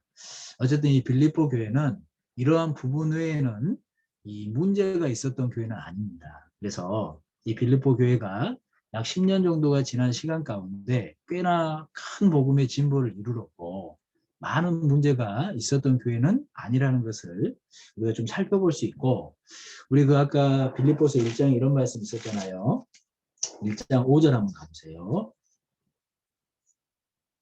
1장 5절에 첫날부터 이제까지 복음에서 너희가 교제함을 인함이라 이렇게 말씀하셨습니다. 이 사도 바울에게 빌립보 교회는요 기쁨이 있어요. 왜냐하면 구원받고 교회가 세워진 이후부터 계속해서 사도 바울의 그 복음의 역사에 실질적으로 동참했던 교회입니다. 그러니까 우리 빌립보서에 보면 실제로 마게도냐를 떠날 때에도 데살로니가 지역에 있을 때에도 물질적인 도움을 줬던 교회가 빌립보 교회예요. 기회가 있을 때마다 어찌하든지 지원하려고 했던 교회가 빌립보 교회입니다. 옥중에 갇혔을 때에도 실제로 그 사도 바울을 도왔던 교회가 빌립보 교회예요. 우리 빌립보서 4장 다시 가보세요. 4장부터 보면 그런 말씀이 있잖아요. 4장 14절 가보세요. 14절부터 17절까지 제가 읽겠습니다. 그러나 너희가 내 괴로움에 함께 참여하였으니 잘하였도다. 빌립보 사람들아 너희도 알거니와 복음의 시초에 내가 마게도냐를 떠날 때에 주고받는 내 일에 참여한 교회가 너희 외에 아무도 없었느니라. 데살로니카에 있을 때에도 너희가 한 번, 두 번 나의 쓸 것을 보내었도다 그랬잖아요. 10절 말씀 보시죠. 10절도 내가 주 안에서 크게 기뻐함은 너희가 나를 생각하던 것이 이제 다시 싹이 나니 너희가 또한 이를 위하여 생각은 하였으나 기회가 없었느니라 그랬습니다. 그러니까 실제로 이 빌립보 교회는 사도 바울의 복음의 역사에 어찌하든지 동참하려고 했던 교회예요. 그러니 사도 바울에게 빌립보 교회는 기쁨이었던 겁니다. 우리도 마찬가지죠. 복음을 위해서 우리가 일할 때 실제로 그 복음을 위해서 물심양면으로 도와주려는 형제자매님들을 보면 어때요? 기쁘잖아요. 뭐 어떠한 그런 지원 때문에 기쁜 게 아니에요. 복음을 위해서 마음을 합하는 그 마음이 감사한 겁니다. 사실은. 그래서 실제로 이 빌립보 교회가 사도 바울에게 기쁨이었고 하나님께 기쁨이었던 이유가 이러한 이유입니다. 빌립보 교회가 어때요? 물질적으로 풍족하고 또 환란이 없었기 때문에 이러한 지원이 있었던가요? 여쭤보는 거예요. 아니에요. 빌립보 교회가 극한 가난과 여러 가지 환란 가운데도 지원했기 때문에 하나님을 기쁘시게 한 겁니다. 우리 고린도 후서 8장 한번 가보세요. 고린도서 8장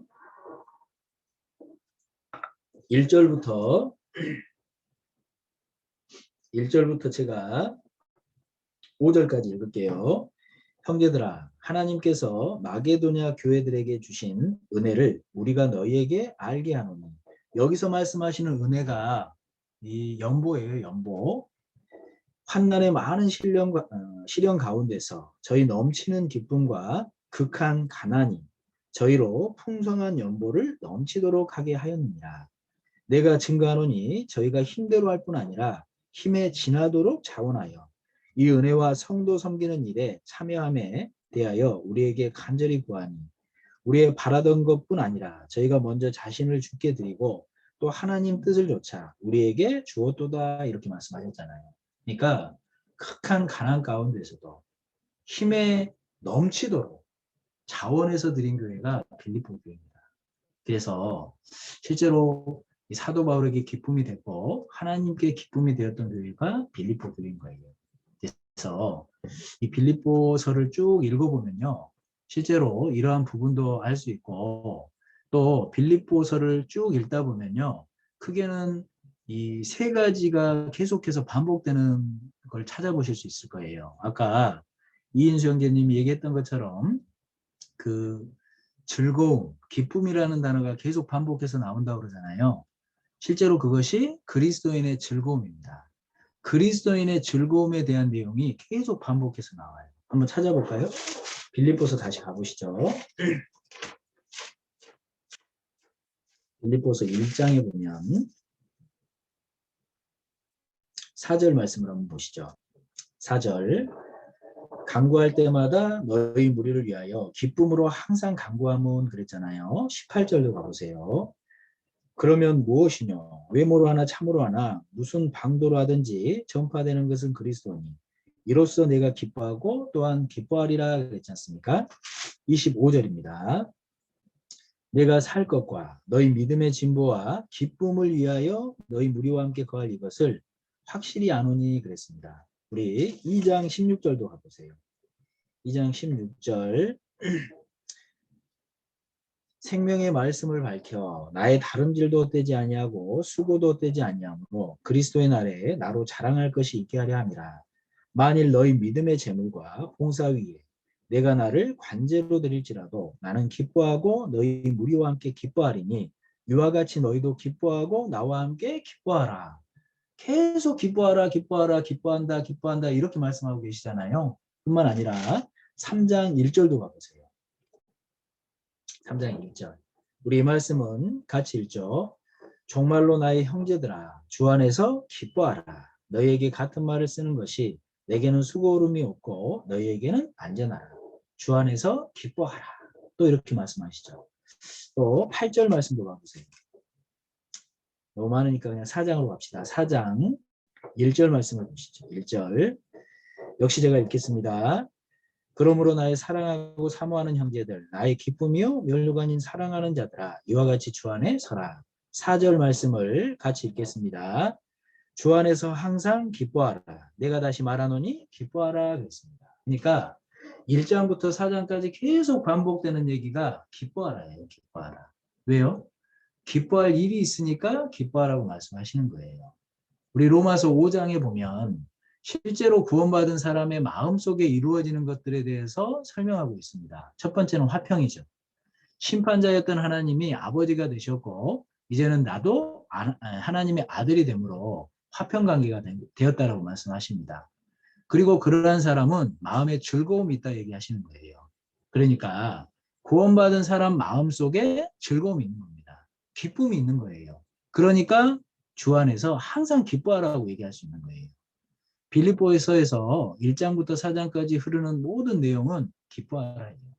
하나님의 뜻도 그렇잖아요. 우리 어디 말씀 찾으려고 하는지 알 것 같아요? 항상 기뻐하라 이렇게 얘기하면서 제가 성경 찾자고 그러고 있잖아요. 어디로 찾으라고 할 것 같아요?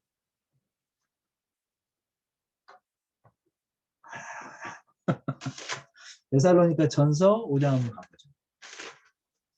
데살로니가 전서 5장 16절로 18절까지 우리 같이 한번 읽어. 쉬지 말고 기도하라 감사하라. 이는 그리스도 예수 안에서 너희를 향하신 하나님의 뜻이니라. 하나님은 우리가 항상 기뻐하길 원하십니다. 왜냐하면 그 기쁨을 주셨잖아요. 예수 그리스도로 말미암아. 내가 천국 갈 걸 생각하고 임마누엘 하나님을 생각하면 주 안에서 항상 기뻐할 수 있어요. 그러니까 주눅도 살지 마요.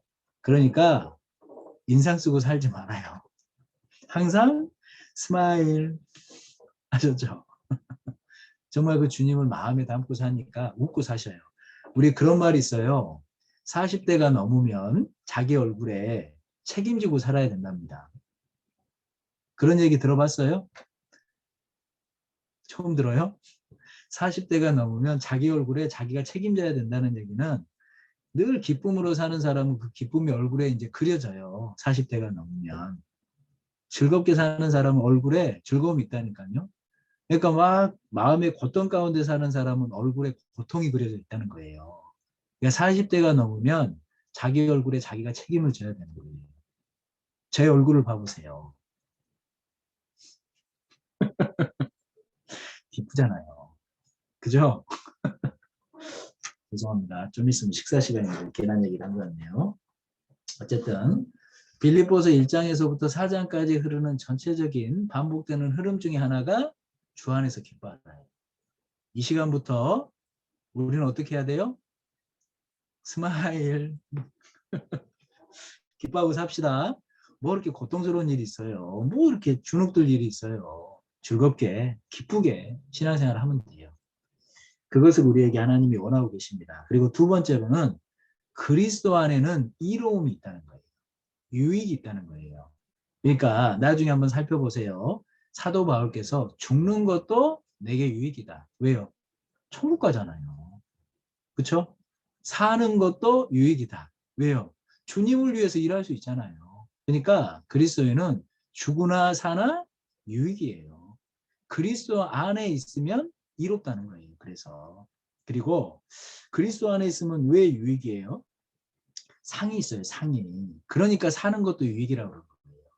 내가 이 땅 가운데서 주님을 위해 살잖아요. 주님이 나에게 주실 상이 있으니까 그래서 그리스도 안에 있으면 유익이라는 겁니다. 우리 전도서 1장 말씀 기억하시죠? 세상 사람들은 아무리 많은 걸 누려도 죽음 앞에 서면 헛되니 모든 것이 헛되다고 해요. 그런데 그리스도 안에 있는 사람들은 말이 바뀌어요. 복되니 모든 것이 복된 삶인 거예요. 어디에 있을 때요? 그리스도 안에 있을 때. 그러니까 내가 어찌하든지 남은 삶을 그리스도 안에서 살려고 해야 되는 거예요. 그 삶은 복된 삶이라니까요. 그래서 이 빌립보서 1장부터 4장까지의 내용을 쭉 읽어보세요. 그러면 정말로 하나님 안에서 사는 사람은 유익이 있다는 거예요. 죽어도 유익이죠. 살아도 유익이죠. 상이 있으니까 유익입니다. 그리고 그리스도 안에 있는 사람은 채움을 받아요. 그러니까 유익이에요. 우리 빌립보서 4장 19절 가보실래요? 19절. 19절 말씀을 제가 읽겠습니다. 나의 하나님이 그리스도 예수 안에서 영광 가운데 그 풍성한 대로 너희 모든 쓸 것을 뭐라고 그랬어요? 채우시리라 그랬어요. 그러니까 실제로 하나님은 나를 도우셔서 육적인 것도 채우실 수 있는 분입니다. 뿐만 아니라 영적인 것도 채워주시는 분이에요. 그러니 그리스도 안에 있는 것이 얼마나 큰 복이고 얼마나 큰 유익입니까? 빌립보서 1장부터 4장까지 그리스도 안에 있는 사람은 많은 유익을 얻고 산다. 이것이 전체적인 흐름이에요. 또 한 가지는 늘 반복되고 있는 것이 모범입니다. 모범. 실제로 예수님이 우리에게 모범을 보여주신 삶을 살았잖아요. 그렇죠? 우리 이따 2장 볼 때 잠깐 살펴볼 건데 예수님이 우리에게 어떤 모범을 보여주셨어요? 점점 낮아지다가 결국은 죽어주셨어요. 하나님이셨죠. 그분이 인간이 되셨습니다. 하나님의 형상을 벗으시고 인간이 되신 분이 하나님이셔요. 그분이 섬기기까지 해주셨어요. 그렇죠? 그분은 정말 흉악한 죄인들만 달리는 십자가에 달려 죽기까지 해주신 겁니다. 시간이 가면 갈수록 낮아지셨잖아요. 결국은 나를 위해서 죽기까지 복종해 주셨잖아요. 그것처럼 큰 모범이 어디 있어요. 그러니까 빌립보서에 흐르는 전체적인 내용 중에 하나가 또 모범이라는 거예요. 디모데에게도 그 모범의 삶을 통해서 우리에게 알려주는 게 있잖아요. 에바브로디도 기억하시죠? 죽기까지 주님을 위했던 사람이에요. 그 내용을 우리에게 쓰신 이유가 뭐예요? 모범이라는 거예요. 사도 바울의 삶을 보세요. 처음부터 끝까지가 모범의 삶이잖아요. 그러한 내용들을 빌립보서 1장부터 계속 설명하시는 겁니다. 그래서 빌립보서를 가만히 이렇게 읽어보면 모범이라는 단어가 이렇게 우리 전체적인 내용 가운데 많이 흐르고 있다는 걸 발견할 수 있습니다. 그래서 빌립보서를 쭉 읽다 보면 먼저는 이 그리스도인의 즐거움, 기쁨 이것에 대해서 반복해서 얘기하시고 그리스도인이 주 안에 살 때 많은 이로움 얻는 것들이 있다는 걸 알려주시고 또 모범에 대해서 설명을 하고 있다는 거예요. 그래서 우리 저를 한번 봐보세요. 빌립보서를 공부할 때 먼저는 장별로 이 주제를 좀 머릿속에 딱 정리를 해 놓으셔요. 우리 아까 설명했던 것처럼 1장은 주제가 뭐였어요? 교제라는 것은 복음 안에서 하는 것이다. 이것이 빌립보서 1장의 내용입니다. 2장은 무슨 내용이에요? 교제라는 것은 같은 마음, 낮은 마음을 품고 하는 것이다. 예수님처럼. 이것을 2장에서 설명하시는 거예요. 3장은 뭐예요? 그러한 교제라는 것은 복음에 동참하는 건데 고난까지도 각오하는 것이다.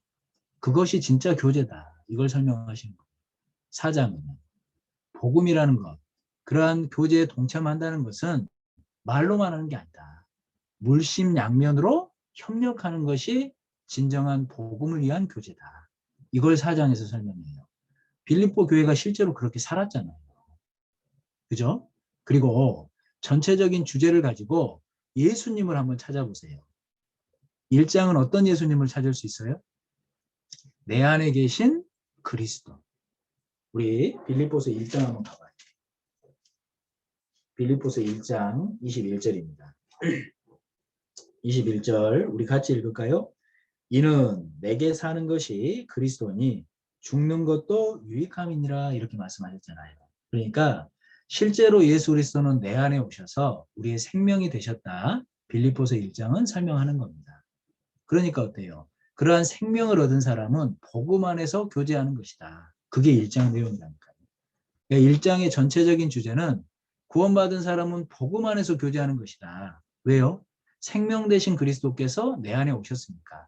그리스도를 찾으면 생명이신 그리스도를 찾을 수 있다는 거예요. 1장에서. 보세요. 그러면 생명으로 그리스도께서 내 안에 오셨어요. 그렇게 구원받은 사람은 증거가 있다는 거예요. 1장은 그걸 설명하십니다. 첫 번째로 그리스도께서 정말 생명으로 내 안에 오셨다면 어떤 모습으로 우리가 바뀌어요? 우리 1장 8절 말씀 한번 봐보세요. 8절. 내가 예수 그리스도의 심정으로 너희 무리를 어떻게 사모하는지 하나님이 내 증인이시니라 그랬잖아요. 그죠? 내가 예수 그리스도의 사랑으로 너희 무리를 어떻게 사모하는지 하나님이 내 증인이시니라 그랬잖아요. 자꾸 잘못 읽죠? 예수 그리스도의 심장인데 왜 자꾸 심정이래? 왜 자꾸 사랑이래? 예수 그리스도의 심장을 가진 사람이 예수 그리스도의 심정을 알아요. 예수 그리스도의 심장을 가진 사람이 예수 그리스도의 사랑을 아는 겁니다. 그래서 실제로 다른 많은 번역본에는 예수 그리스도의 심장이 예수 그리스도의 심정으로, 예수 그리스도의 사랑으로 번역이 많이 되어 있습니다. 주석집에도 그렇게 많이 달려 있습니다. 그래서 예수 그리스도의 심장을 가진 사람, 그분의 생명을 가진 사람은 교회를 사랑할 줄 알아요. 그분의 심장을 가진 사람은 형제자매님들을 사랑할 줄 알아요. 그분의 심장을 가진 사람은 말씀을 사랑할 줄 알아요. 실제로 그러한 심장을 가졌기 때문에 사도 바울이 빌립보 교회를 그렇게 사모하고 사랑할 수 있었다는 겁니다. 그렇지 않아요? 저 한번 봐보세요. 내가 구원받았어요. 주님의 사랑을 알기 때문에 교회를 사랑하지 않아요?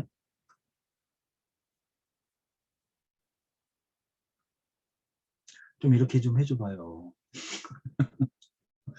정말 주님의 사랑을 내가 알기 때문에 우리 지금 함께하고 있는 우리 형제자매입니다. 얼굴만 봐도 사랑스럽지 않아요? 이제 밥 시간이 됐는데 아직도 하고 있으니까 제가 미워요? 그렇지 않죠? 그리스도의 사랑을 깨달았기 때문에 시간이 좀 지나도 사랑스러워 보이잖아요. 왜 그래요?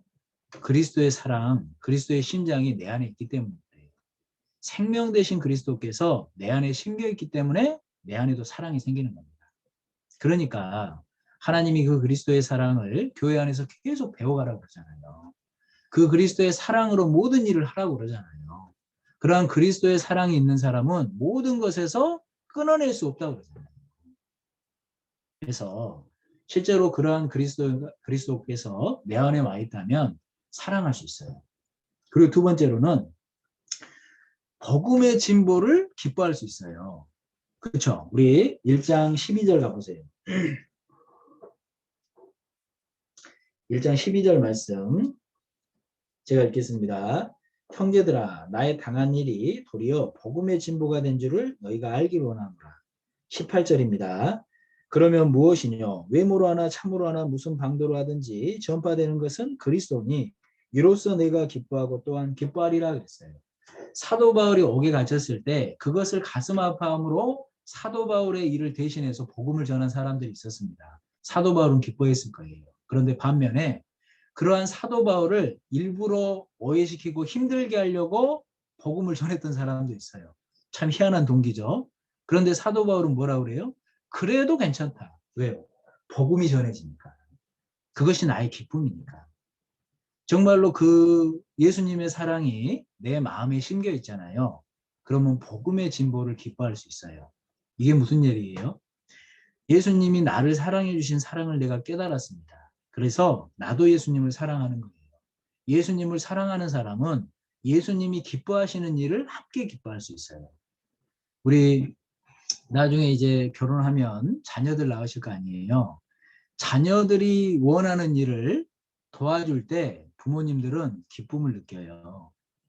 이해 가세요? 내가 사랑하는 사람이 원하는 거, 그것을 같이 도와줄 때 만족을 느낀다고요. 왜 그래요? 사랑하니까 그래요. 우리는 예수님의 사랑을 깨달았습니다. 이제 예수님을 사랑해요. 하나님의 하시는 일을 같이 기뻐하는 거예요. 왜요? 사랑하니까 그래요. 이해가세요? 무슨 말인지? 우리가 정말 이 하나님이 디모데전서 2장 4절에 이렇게 말씀하시잖아요. 하나님은 모든 사람이 구원을 받으며 진리를 아는 데 이르기를 원하시느니라 그러셨어요. 그죠? 하나님은 모든 사람이 구원받는 걸 기뻐하신다고요.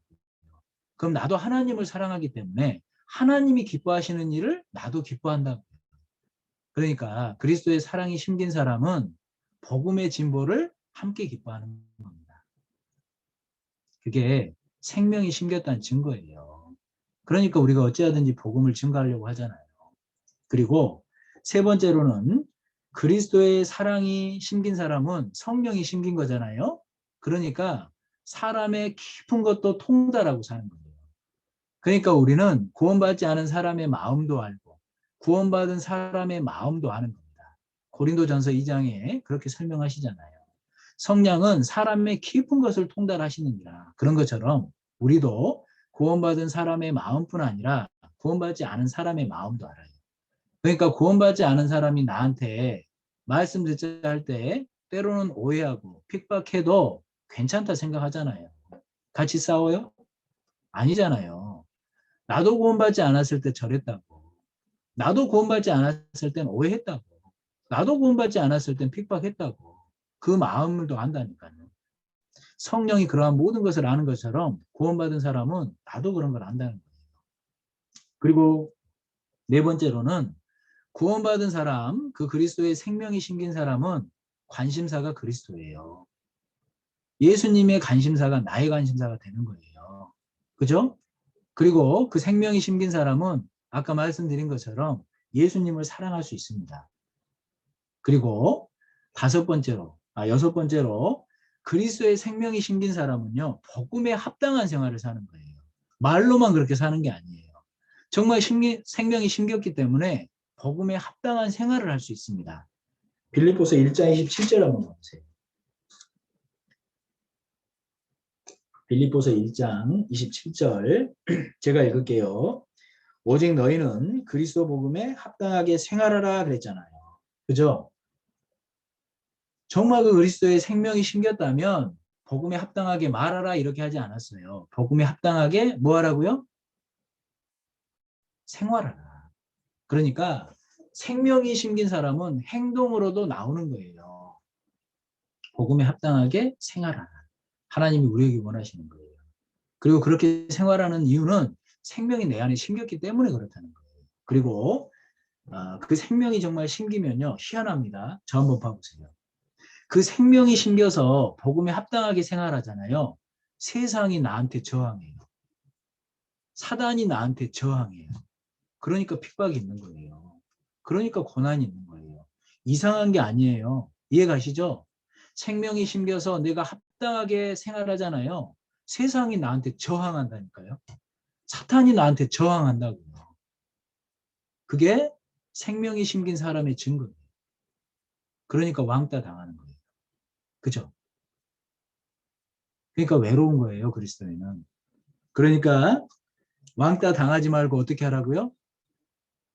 왕따를 시켜버려요. 아셨죠? 왕따를 시켜버려요. 아이고 뭐 아쉬울 게 뭐 있어요. 혼자 있는 것도 참 즐거워요. 혼자 시간 보내는 거 얼마나 좋은데요. 왕따 당하면서 그 혼자 있는 시간을 제가 한 2, 3년 누려봤는데요. 즐거워요. 그때 성경 정말 많이 봤어요. 나랑 놀아주질 않아요. 그러니까 성경밖에 안 봐요. 얼마나 즐거웠겠어요. 그죠? 그리고 그때 제가 딱 들었던 생각은 제가 왕따 당하는 게 아니에요. 내가 왕따를 시키고 있는 거예요. 불쌍한 사람들. 내가 어떤 사람인데.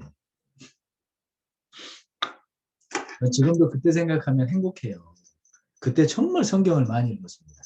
그때 정말 주님께 가까이 갔던 시간이에요. 그러니까 생명이 생기면 세상은 나를 저항하지만 그러한 저항 가운데 주님을 배워가는 거예요. 더 많은 것을 얻는 겁니다. 그러니까 말씀드렸습니다. 왕따 당하지 말고 어떻게 하라고요? 왕따를 시켜버려요. 아셨죠?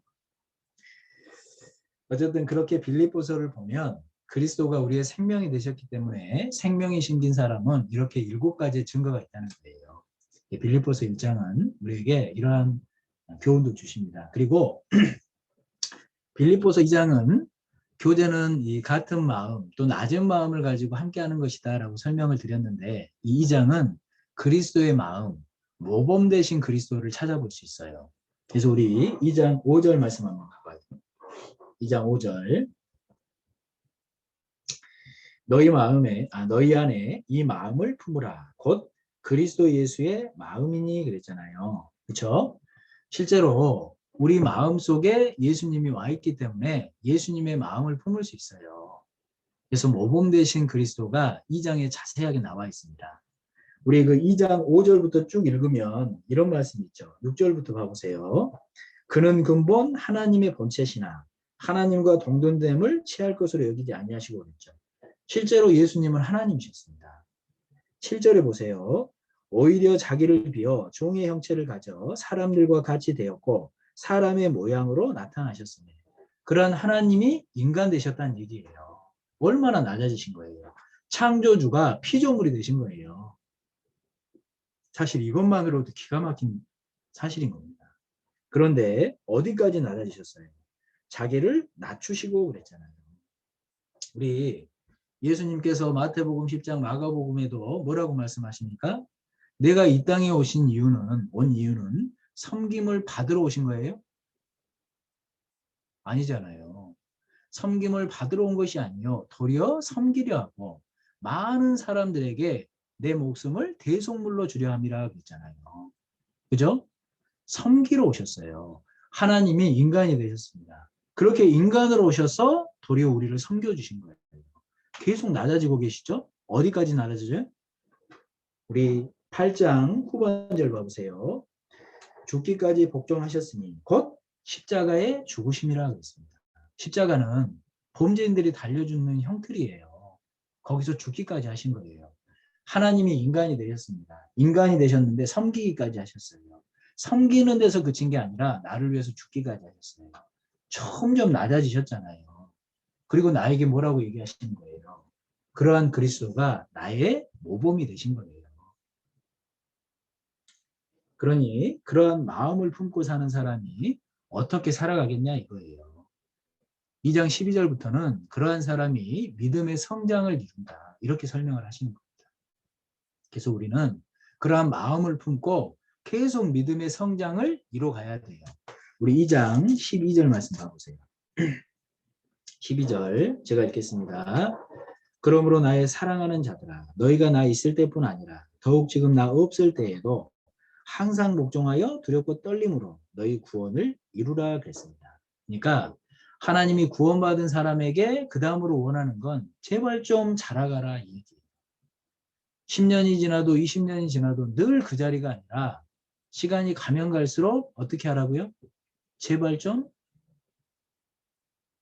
자라가라 이 얘기입니다. 그래서 우리가 아침 먹고 점심 먹고 저녁 먹고 운동하고 이래야 육신도 자라잖아요. 그죠?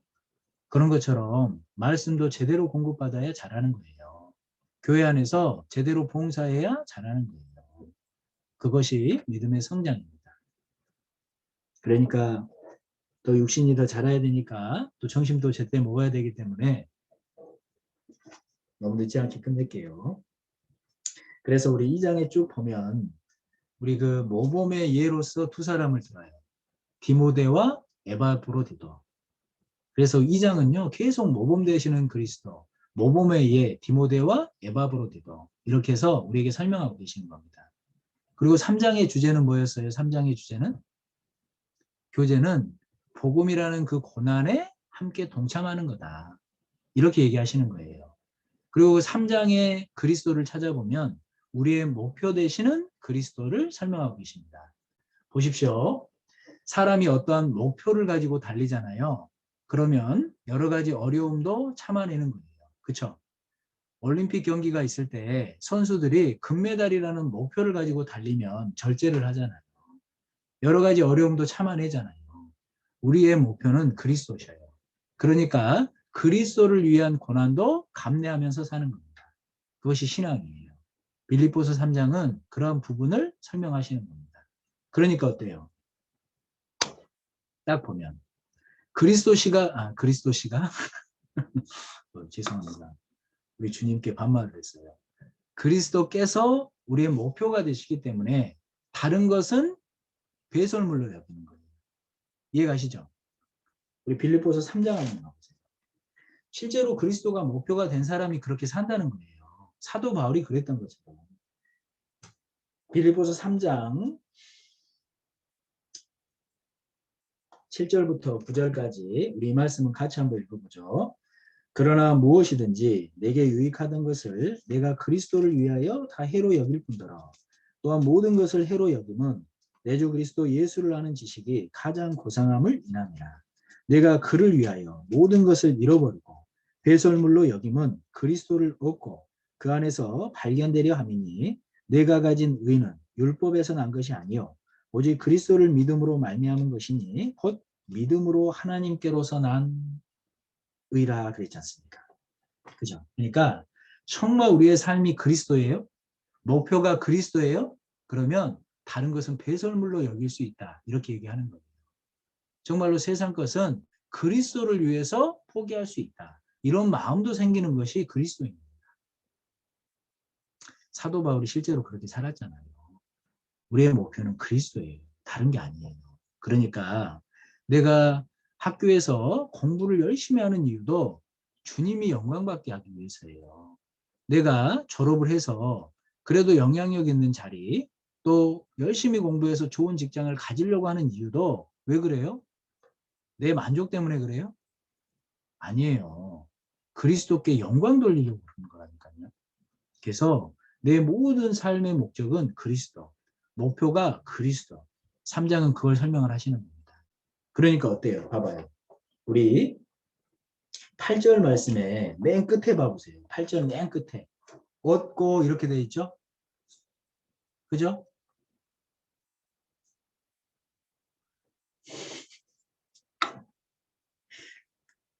최대한 빨리 끝낼게요. 표정 좀 이렇게 기뻐하셔요. 이렇게 스마일, 스마일. 네. 자, 8절 끝에 얻고 이렇게 돼 있잖아요. 그죠? 10절에 보시면 그 고난의 참회함을 알려하여 그랬죠.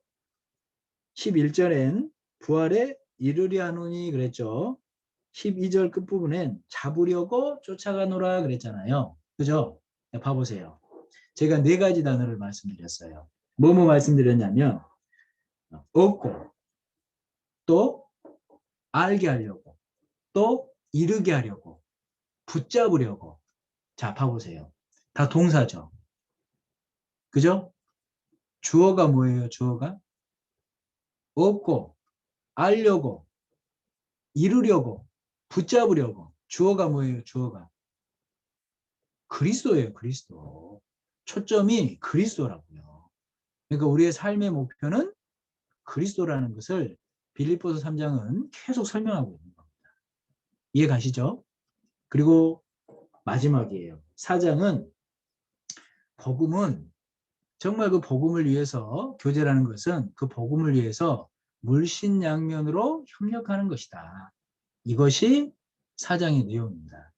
실제로 저 청년 때만 해도요. 한 명 말씀 된다고 그러잖아요. 그럼 두세 명 오시지 않았어요. 청년의 전부가 움직였어요. 막. 그러니까 한 명 말씀 듣잖아요. 막 버글버글 했어요. 막 그때만 해도. 새로 말씀 듣는 분이요. 막 부담된다. 그런데 나중에 구원받고 뭐라 그러는 줄 아셔요? 그것이 실제로는요. 놀라운 일이래요. 그래서 마음을 열고 말씀을 들었대요. 그러니까 실제로 우리가 여러 가지로 마음을 모으고 힘을 모으고 헌금하는 이유가 그러한 이유라는 겁니다. 복음 때문이라는 거예요. 그게 하나님이 보시는 진짜 교제라는 겁니다. 그래서 우리 빌립보서 4장은 실제로 우리에게 능력 되시는 그리스도, 이 초점이 거기에 있다는 거예요. 그래서 어떤 어려움이 오더라도, 어떤 오해가 오더라도, 어떤 핍박이 오더라도 우리에게 기도하라고 말씀하십니다. 염려하지 말고 오히려 기도하라고 얘기하셔요. 그랬을 때 우리에게 능력 되신다는 거예요. 우리 빌립보서 4장 13절 말씀 가보시죠. 4장 13절 우리 말씀 같이 읽어요. 내게 능력 주시는 자 안에서 내가 모든 것을 할 수 있느니라. 사도 바울이 평안할 때 이 말씀하신 게 아니에요.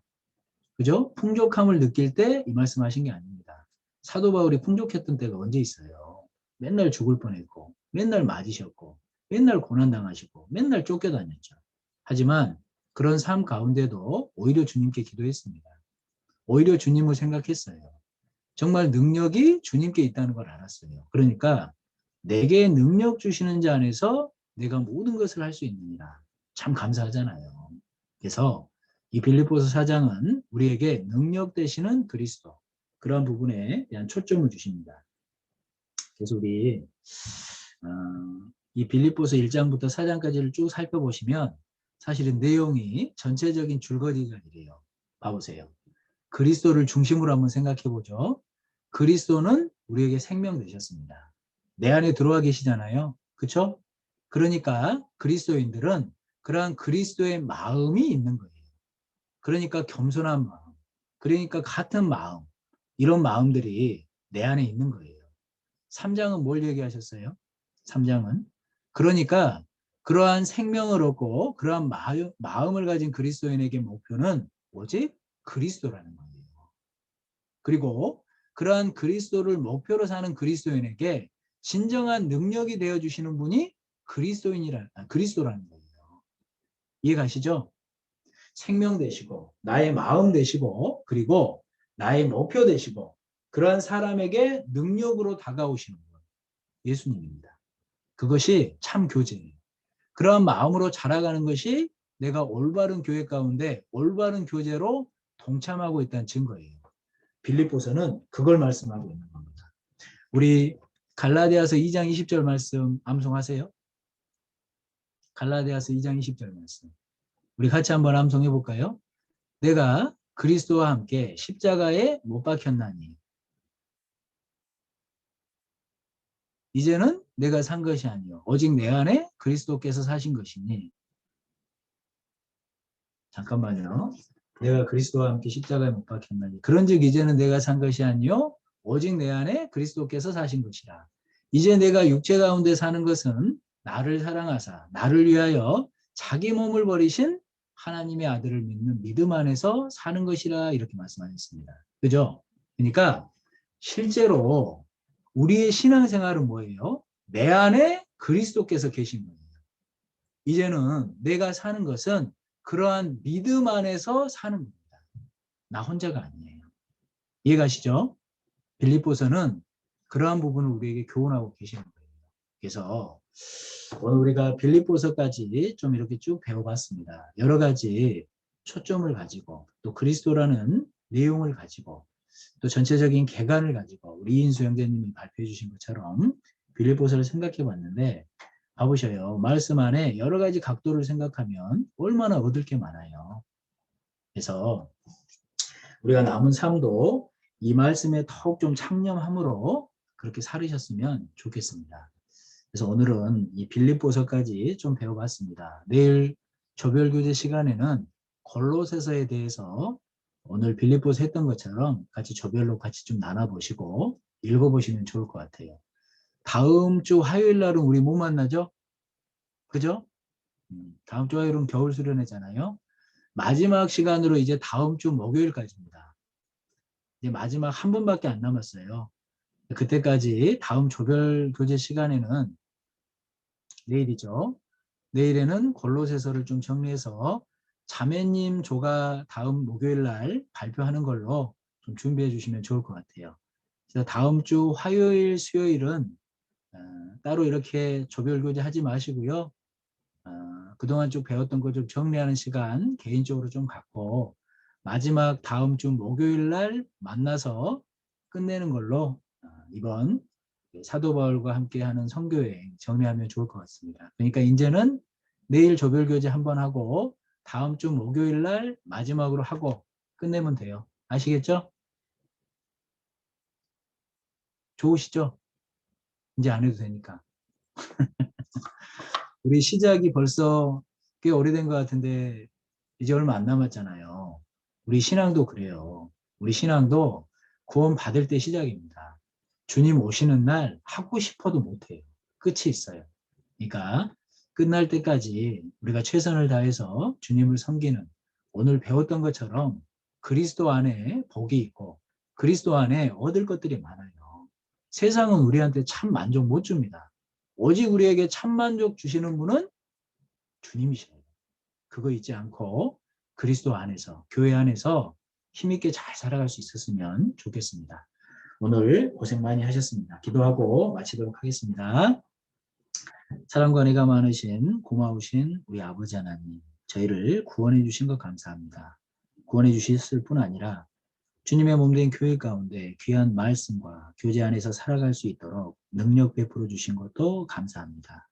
남은 삶도 우리 그리스도 안에서 저희들이 얼마나 큰 복인지 또 얼마나 많은 얻을 것이 있는지 잊지 않고 늘 기쁜 모습으로 살아갈 수 있도록 도와주시옵소서. 그래서 우리의 공급받음으로 넘쳐서 그 넘치는 능력으로 주변에 있는 우리 형제자매님들의 영향을 받고 주변에 있는 많은 이루어진 영혼들이 구원받을 수 있도록 도와주시옵소서. 겨울 수련회가 준비되어지고 있습니다. 전국에 있는 우리 형제자매님들이 많은 유익을 얻을 수 있도록 도와주시고 앞에서 일하고 계시는 우리 형제자매님들 지혜와 능력으로 도와주셔서 그 모든 일을 준비하는 데 부족함 없도록 이끌어 주시옵소서. 오늘 함께해 주신 교제 모든 시종 감사드립니다. 저희를 사랑하시는 우리 주 예수님의 이름으로 감사하며 기도드렸습니다. 아멘. 수고하셨습니다. 전도사님 귀한 말씀 감사드립니다. 네, 저희 그러면 내일 조별 모임 진행되고 다음 주 목요일에 또 뵙도록 하겠습니다. 네, 저녁 식사 맛있게 하세요.